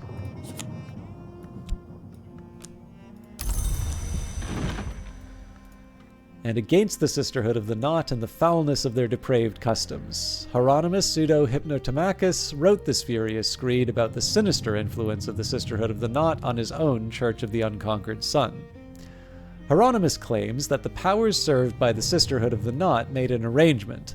The Thunderskin loved the ewe, and the Grail destroyed him, as restitution for the destruction of the Axe's loved ones. Hieronymus's writing becomes incoherent with rage at this point. Hieronymus recovers his composure, eventually, to describe how the Thunderskin entered the Mansus through the Peacock Door. This, Hieronymus insists, is abomination upon abomination, but then that most abominable of doors has always been an abomination.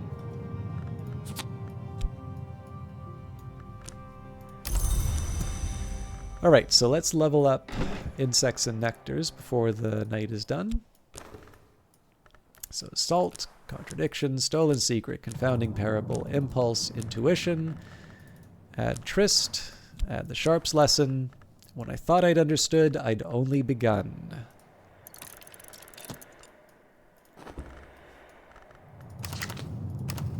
And I commit before the stream is done, I am going to read at least one part of the Julian Cosley story. I was hoping to do a little bit more, but I'm sort of limited by my timing.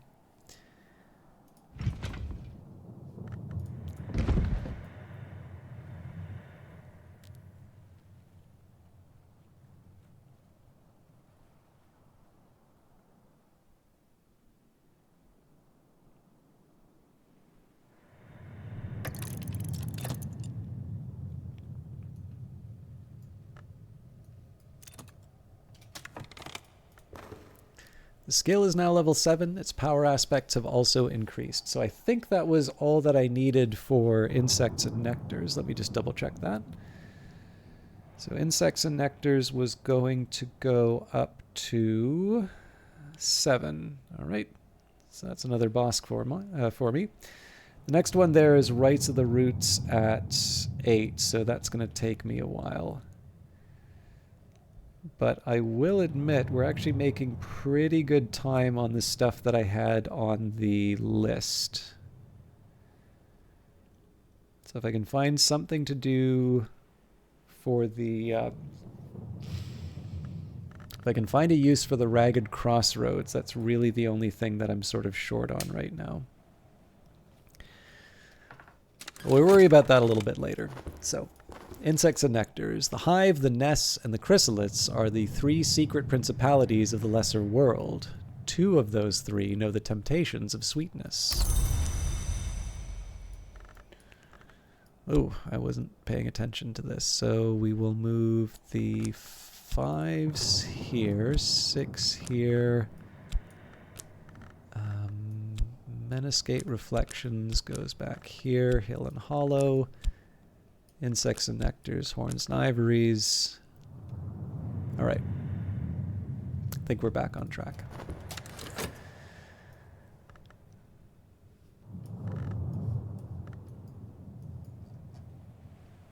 So tomorrow we're going to hire Reverend Timothy.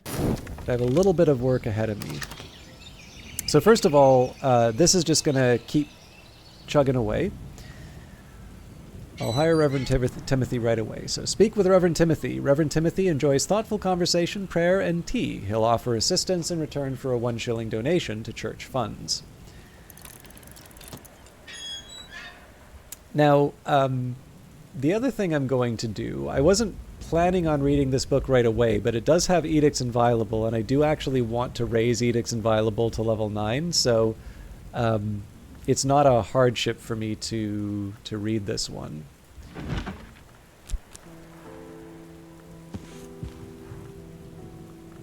So I need 10 here. See, I think Tradisma Hyra and then just the Lunar Globe will do the trick. Oh, actually, don't even need the Lunar Globe. So, Moon, a culmination. I can master this mystery. All right, so let's bring in, yeah, we got Reverend Timothy already on the way. Let's just add the shilling. We do appreciate the contribution.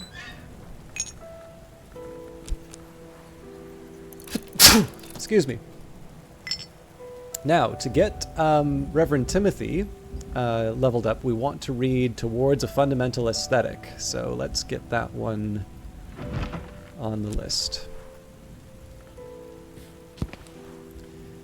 An unfamiliar language. What is this? It's written in Arikepean, a language of surpassing beauty and elusiveness, revealed through the ecstatic apprehensions of the Orphics, the Eleusinians, and the Sibyls of the Rhine. Arikepean, these mystics claimed, allows for the elaboration of hues, sensations, and states of mind too subtle for grosser tongues. Vesper Fortune, I didn't even know you were streaming tonight. How are you doing? And welcome everybody from Vesper's channel. We've got Vesper here. I don't know what you were playing, but Vesper is a much valued member of the community.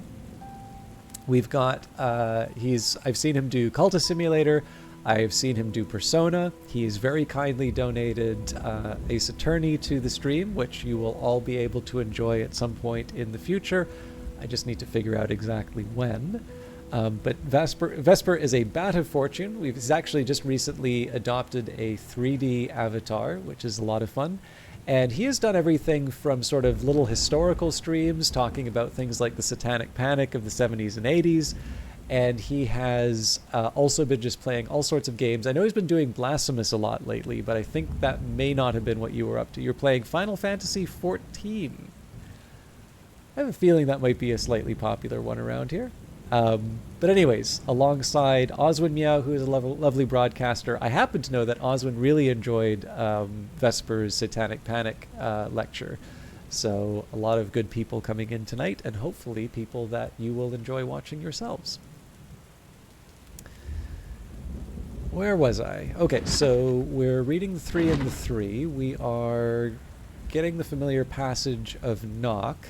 Now, if I'm going to be leveling up Edict's Inviolable, this means I'll want to get the Moon and Heart that I can. So let's take the Tryst, and we'll do the same trick that we've always done, right? We'll just read the relevant books. So we'll read the Gospel of Zacchaeus. We will also go to the dining room. We'll read It Is Written. We will read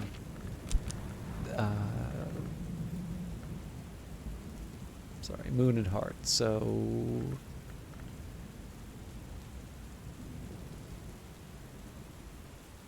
I'll read the 3 and the 3 again, but I'm going to change the order in which I read these things.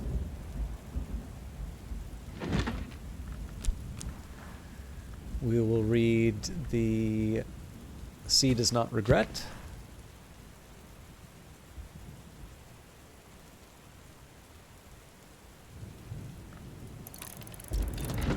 Let me just double check where we were at. So 1, 2, 3, 4, 5. I just need one more.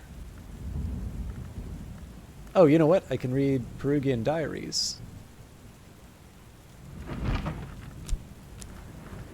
Well, I can read it, but let's see if there's maybe any other interesting ones that I would read. Let's do What Does Not Bark, actually.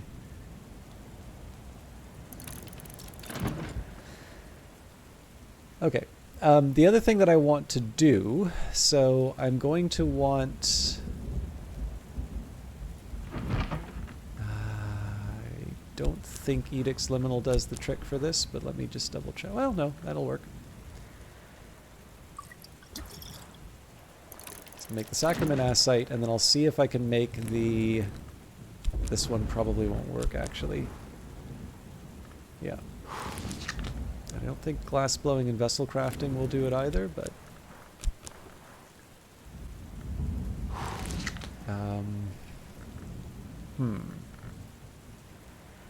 I do want to get another glass finger toxin, but I think I will wait... I think I'll wait until I get this back. Oh, I'm creating another glass finger toxin. Well done, you moron.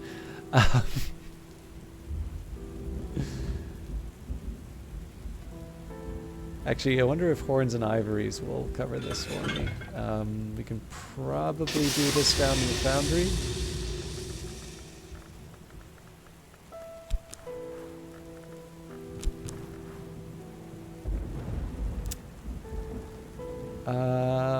Maybe.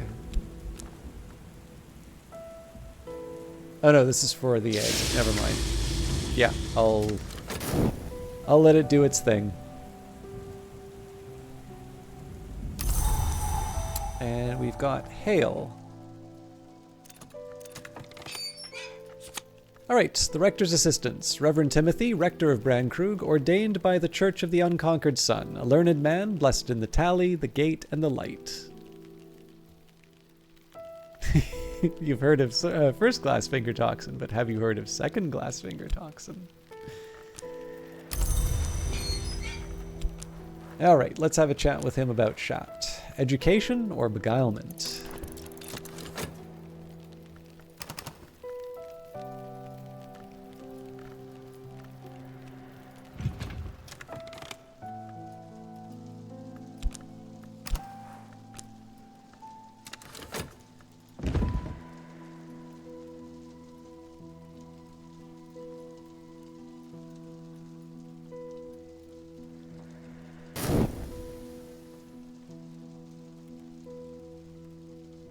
So there's a very specific set of texts that I chose to read this time around, so I may take some time to sort of shuffle around between certain books to read them in a certain order.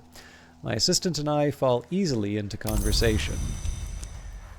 Okay, now I'm going to trust that I have what I need for Reverend Timothy. I'm just going to double check that this doesn't have a knock aspect. I don't think it does, but... So he's currently at 3, so this will take him up to 9. Ooh, hang on. So if we give him the grape juice, so that'll take him up to 9. And then the memory will take him up to 14, but we need 15. I'm pretty sure I have some kind of knock food, but I'd just feel a lot better if I knew exactly which one was the knock food. Aha.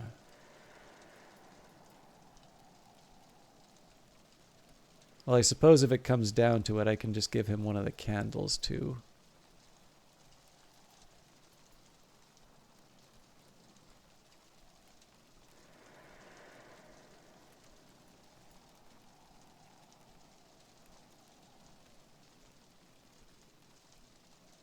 Yeah, I think that's prefer. Well, the game chips might be an option.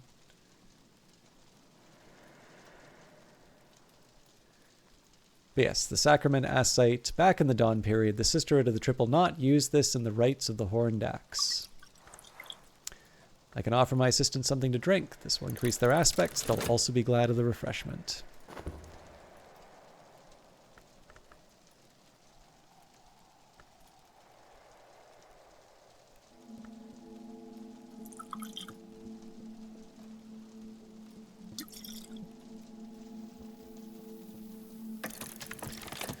Okay, so let's look at all the details. So first of all, to satisfy Oswin's curiosity, just to be clear, the original catalyst for this was noticing that there was a stain on the moon footstool, which came from Solomon Husher being startled that Julian Cosley apologized.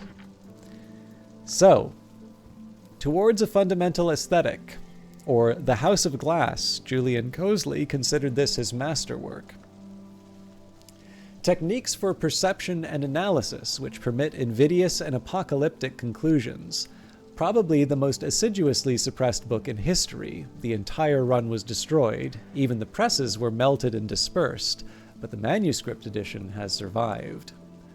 The perfect hegemony of the hours is perhaps eternal, but Cosley proposes and describes confinement inescapable, aesthetic and optical techniques which might contain even an hour, profoundly disrupting the order of the Mansus.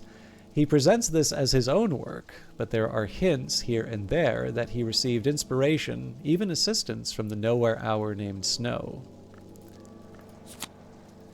Newman, inescapable confinement. Everything ultimately comes down to a choice between eternity and history.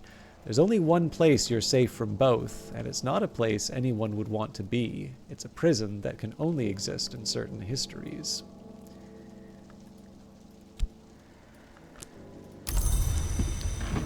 So then you may wonder, well, if this is the skull on the spine, what is this one? Towards a fundamental aesthetic second edition, or The Refinements of Light. Julian Cosley had never wanted or expected to write a second edition of his masterwork. Thank you very much for stopping by, Momo and you. It's always a delight to have you two here. I always like calling you kite spies. But I was very happy to see a message from him. Please take care of him. Remind him of the manticores. I know he loves them so much. And it's always very nice to see both of you. So I hope you both have a wonderful day. It must be a weekend for you, but if you do have any homework or any schooling to do, I hope it goes well. And I hope you get some time to relax and have some fun too. All done. Excellent. All right. Well, I hope you enjoy all of your free time.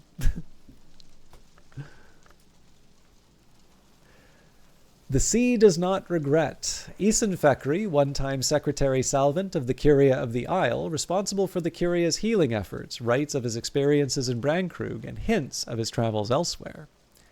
The sea does not regret the tide, Fekri writes, for when the tide has passed, it leaves its traces on the sand, which traces are the sea's memory. Fekri is a keen fisherman and speaks glowingly of the fish suppers of Brandkrug. He also admits that his enthusiasm for the bounty of the sea has altered him, that before he came to Brandkrug he consumed only those things found in the earth, I was the greater thereby, but all of us give up what we were to become what we are. Memory salt, sea spray, depth sorrow. It is written, Musgrave, fourth of the De Wolf line, writes tentatively about the covenant of Brandkrug and the legacy of the sacred inks he calls Incausta Potentialia. As the light passeth through a prism into many colors, so the great inks separateth into the lesser inks, and the lesser inks into inks minor. Musgrave coyly refuses to talk about the great inks, or else refuses to admit he doesn't know much about them. He insists that Ugol and Stargol, which can be mixed with sufficient nectar or sky aspect, are sufficient for most befitting purposes.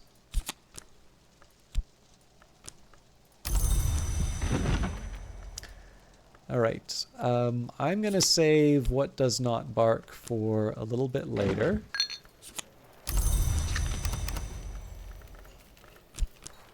Oops.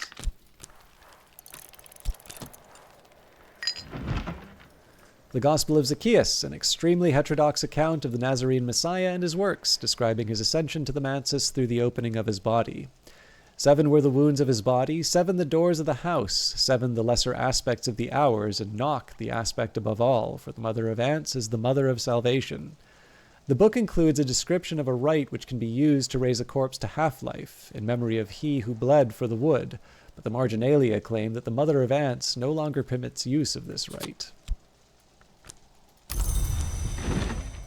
So yeah, we'll leave the 3 and the 3 and What Does Not Bark until we finish reading the other texts.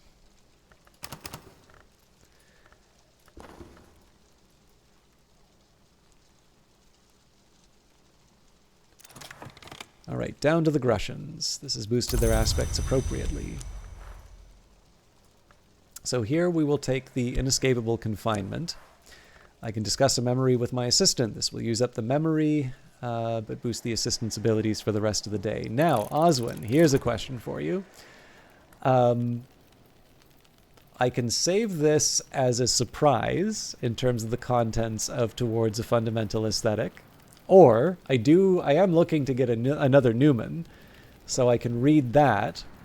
But I will also point out I have the option of reading the 3 and the 3, the St. Chiavi manuscript as well. So I don't know if you have a preference, if you'd like to know what's contained in the 2nd edition of Cosley's masterwork. But let me know, because I technically don't need it today. What else do I want to do? I think we're letting this thing chug along. That'll be 3.5 minutes. I suppose I could try opening all of these containers, but the containers are...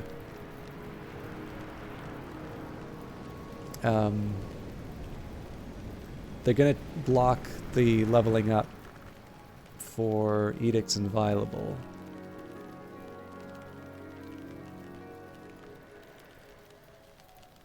So I think I'm just going to wait on these.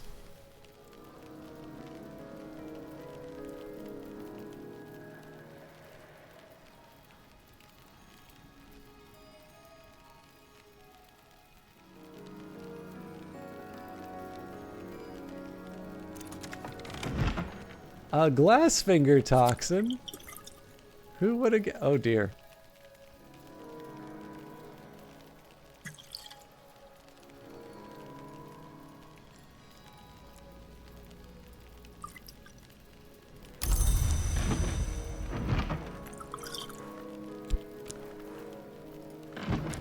Maybe what I'll do instead is I'll take the Moth Orchid.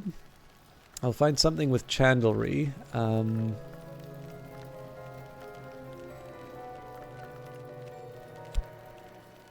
Something with Chandlery I can put in that particular spot. Really? Insects and nectars, huh? A skill that can be used with suitable ingredients to make candles.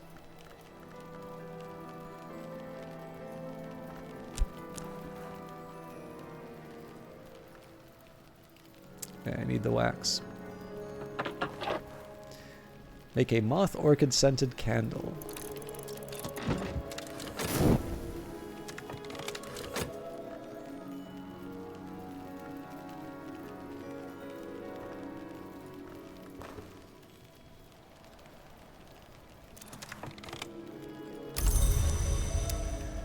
Okay, so I've got 47 seconds. We'll just have a chat with Reverend Timothy right now. Reverend Timothy is always, always happy to chat.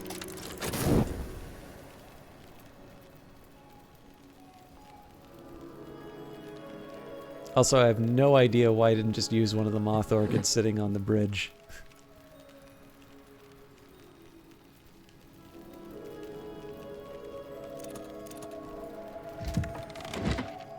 Okay. We got some big books to read. So,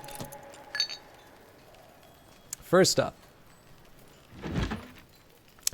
The Three and the Three, Kerisham manuscript, a more recent version of a much older text. This book describes the operations of the Actually, you know what? Let's do this. We'll do What Does Not Bark first. So, What Does Not Bark? Alexander Props writes warily of Calyptra, a law or principle or society which prevents the dissemination of dangerous knowledge. Calyptra, like the planet that occludes the star or the Doylean dog that fails to bark, can be identified only by its absence. Even the name, I think, must be a mask. Calyptra is said to make exceptions specifically for the libraries of the Watchman's Tree. Does it make those exceptions so the Hours can make use of them? Next up, The Three and the Three, Kerisham manuscript, a more recent edition of a much older text. This book describes the operations of the Chancel and the Calyptra, two triads of Hours with subtle, far-reaching powers and responsibilities. It has been heavily censored, but even so contains potent secrets. The deepest knowledge is safeguarded by the covenant of the Watchman's Tree, whose patrons are Calyptra, the three flowers on the Watchman's Tree, blood, soot, and snow. Calyptra may be known as Night, Dawn, Eclipse. The Chancel may be known as Threshold, Mirror, Shell. Calyptra and Chancel are two. Is Janus a third?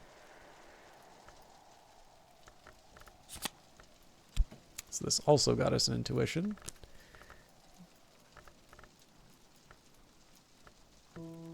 That's probably going to make for some awkwardness, actually.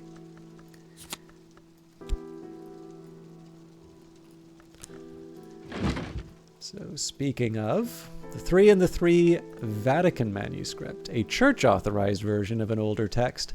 This book describes the Chancel and the Calyptra, two triads of Hours with subtle, far-reaching powers and responsibilities. It has clearly been reworked to fit church doctrine. The deepest knowledge is forbidden to all mortals except those who seek it beneath the Watchman's Tree. It is Calyptra that planted that tree, but it is the Chancel, the Cruciate, that has elected Calyptra. Who then elected the Cruciate? Or is this, as the saying goes, a matter of Janus? The sister and witch is Cruciate, but the witch and sister is not. Even those powers that demand a conjunction are not always conjoined. When the sister is nowhere, does this mean nowhere sits in Crucium? Sacre bleu. Alright, so I'm going to need to find either another shelf for the intuition stuff, or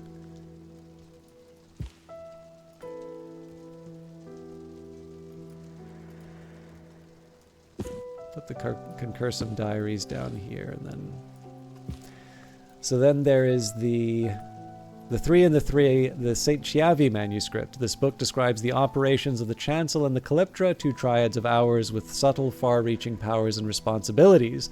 Of all the extant versions, this one has best survived the interventions of the Calyptra.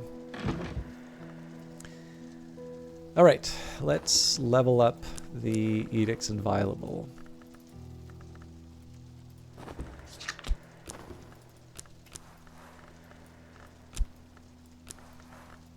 So we have Salt, Confounding Parable, Storm, Stolen Secret, Intuition. Oh dear, did I...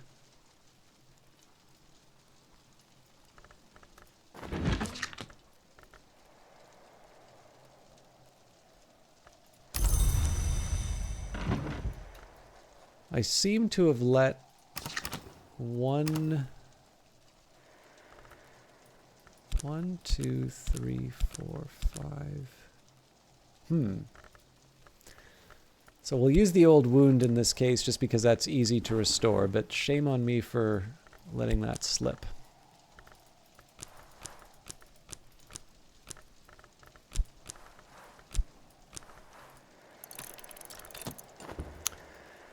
So while I'm at it, let's use the Nocturnary.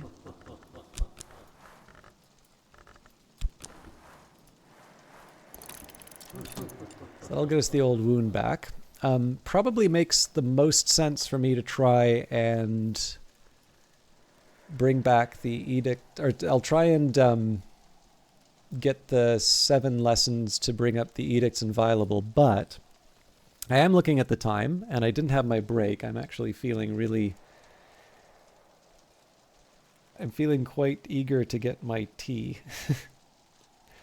So I'm going to give myself a couple of to-dos, and then I think I'm going to leave it here even though it's midday, just because it's actually not a bad place for us to wrap things up. So 1...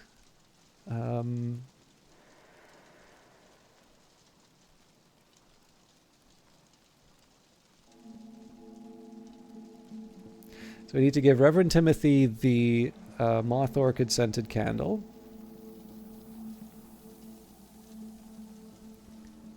Level up.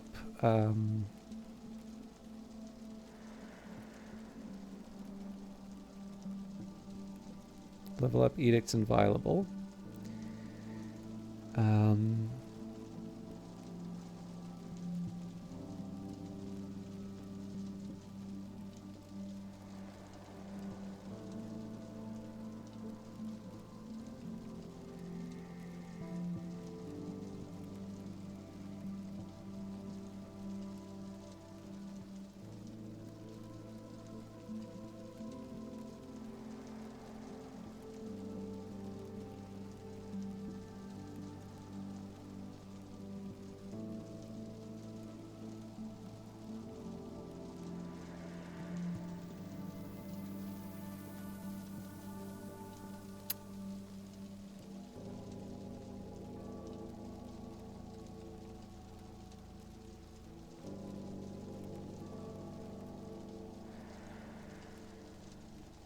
Okay, so the notes that I just wrote to myself here. So number 1, Reverend Timothy gets the moth candle. 2, level up Edicts Inviolable. 3, read the text and level things up. So what I'd worked out here was that the Chandler's Wish can give me points for, or memories and lessons for purifications and exaltations. The 26 enticements will actually be able to level up Leaves and Thorns to the level that I want it to be. Deaths and their evasions will level up Horns and Ivories to the level that I want. But more importantly, actually, Horns and Ivories is already at... Or hang on. Horns and Ivories 7... Yes, okay. So Deaths and their evasions will bring Horns and Ivories up to the level that I want it. Door and Wall will take Embury and Lapidary to 6, and then the Secret Colors originally was going to take Edicts Inviolable up to 8. As it happens, we're already bringing it up to 7, so that will actually finish it off.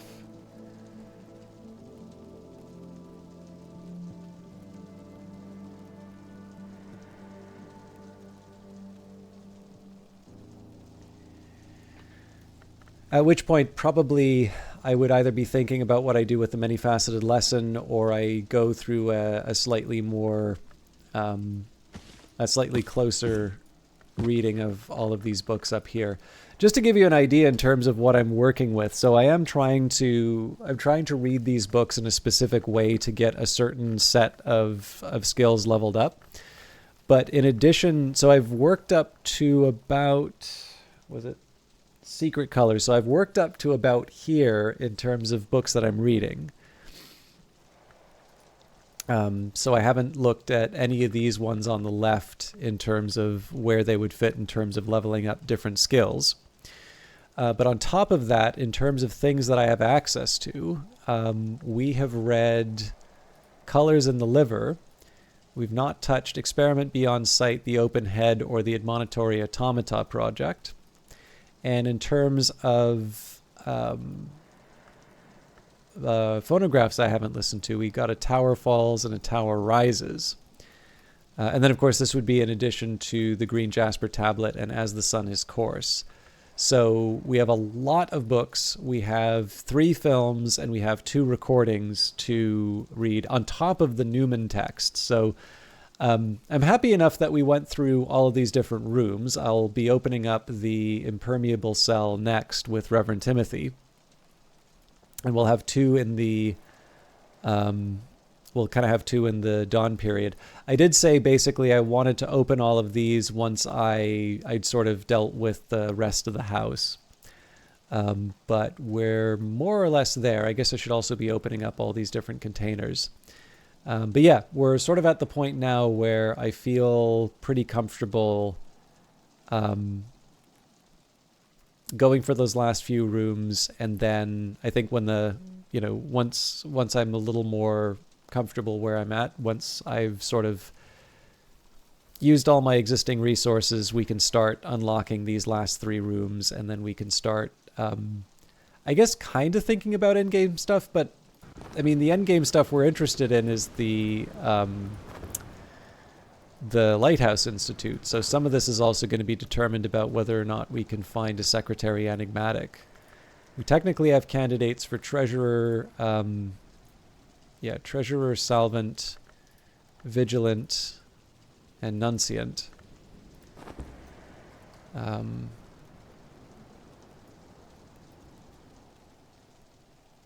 Now, whether or not we actually want to keep those ones is a whole other question, but something for us to think about for the future. So thank you everybody for watching. I really enjoy playing this. I really enjoy hanging out with all of you. I know some of you from Vesper's stream only got a little bit of the broadcast, and I do apologize for that. But I am trying to keep somewhat ordinary hours, because the more ordinary hours I keep, the more likely I am to actually start streaming on time.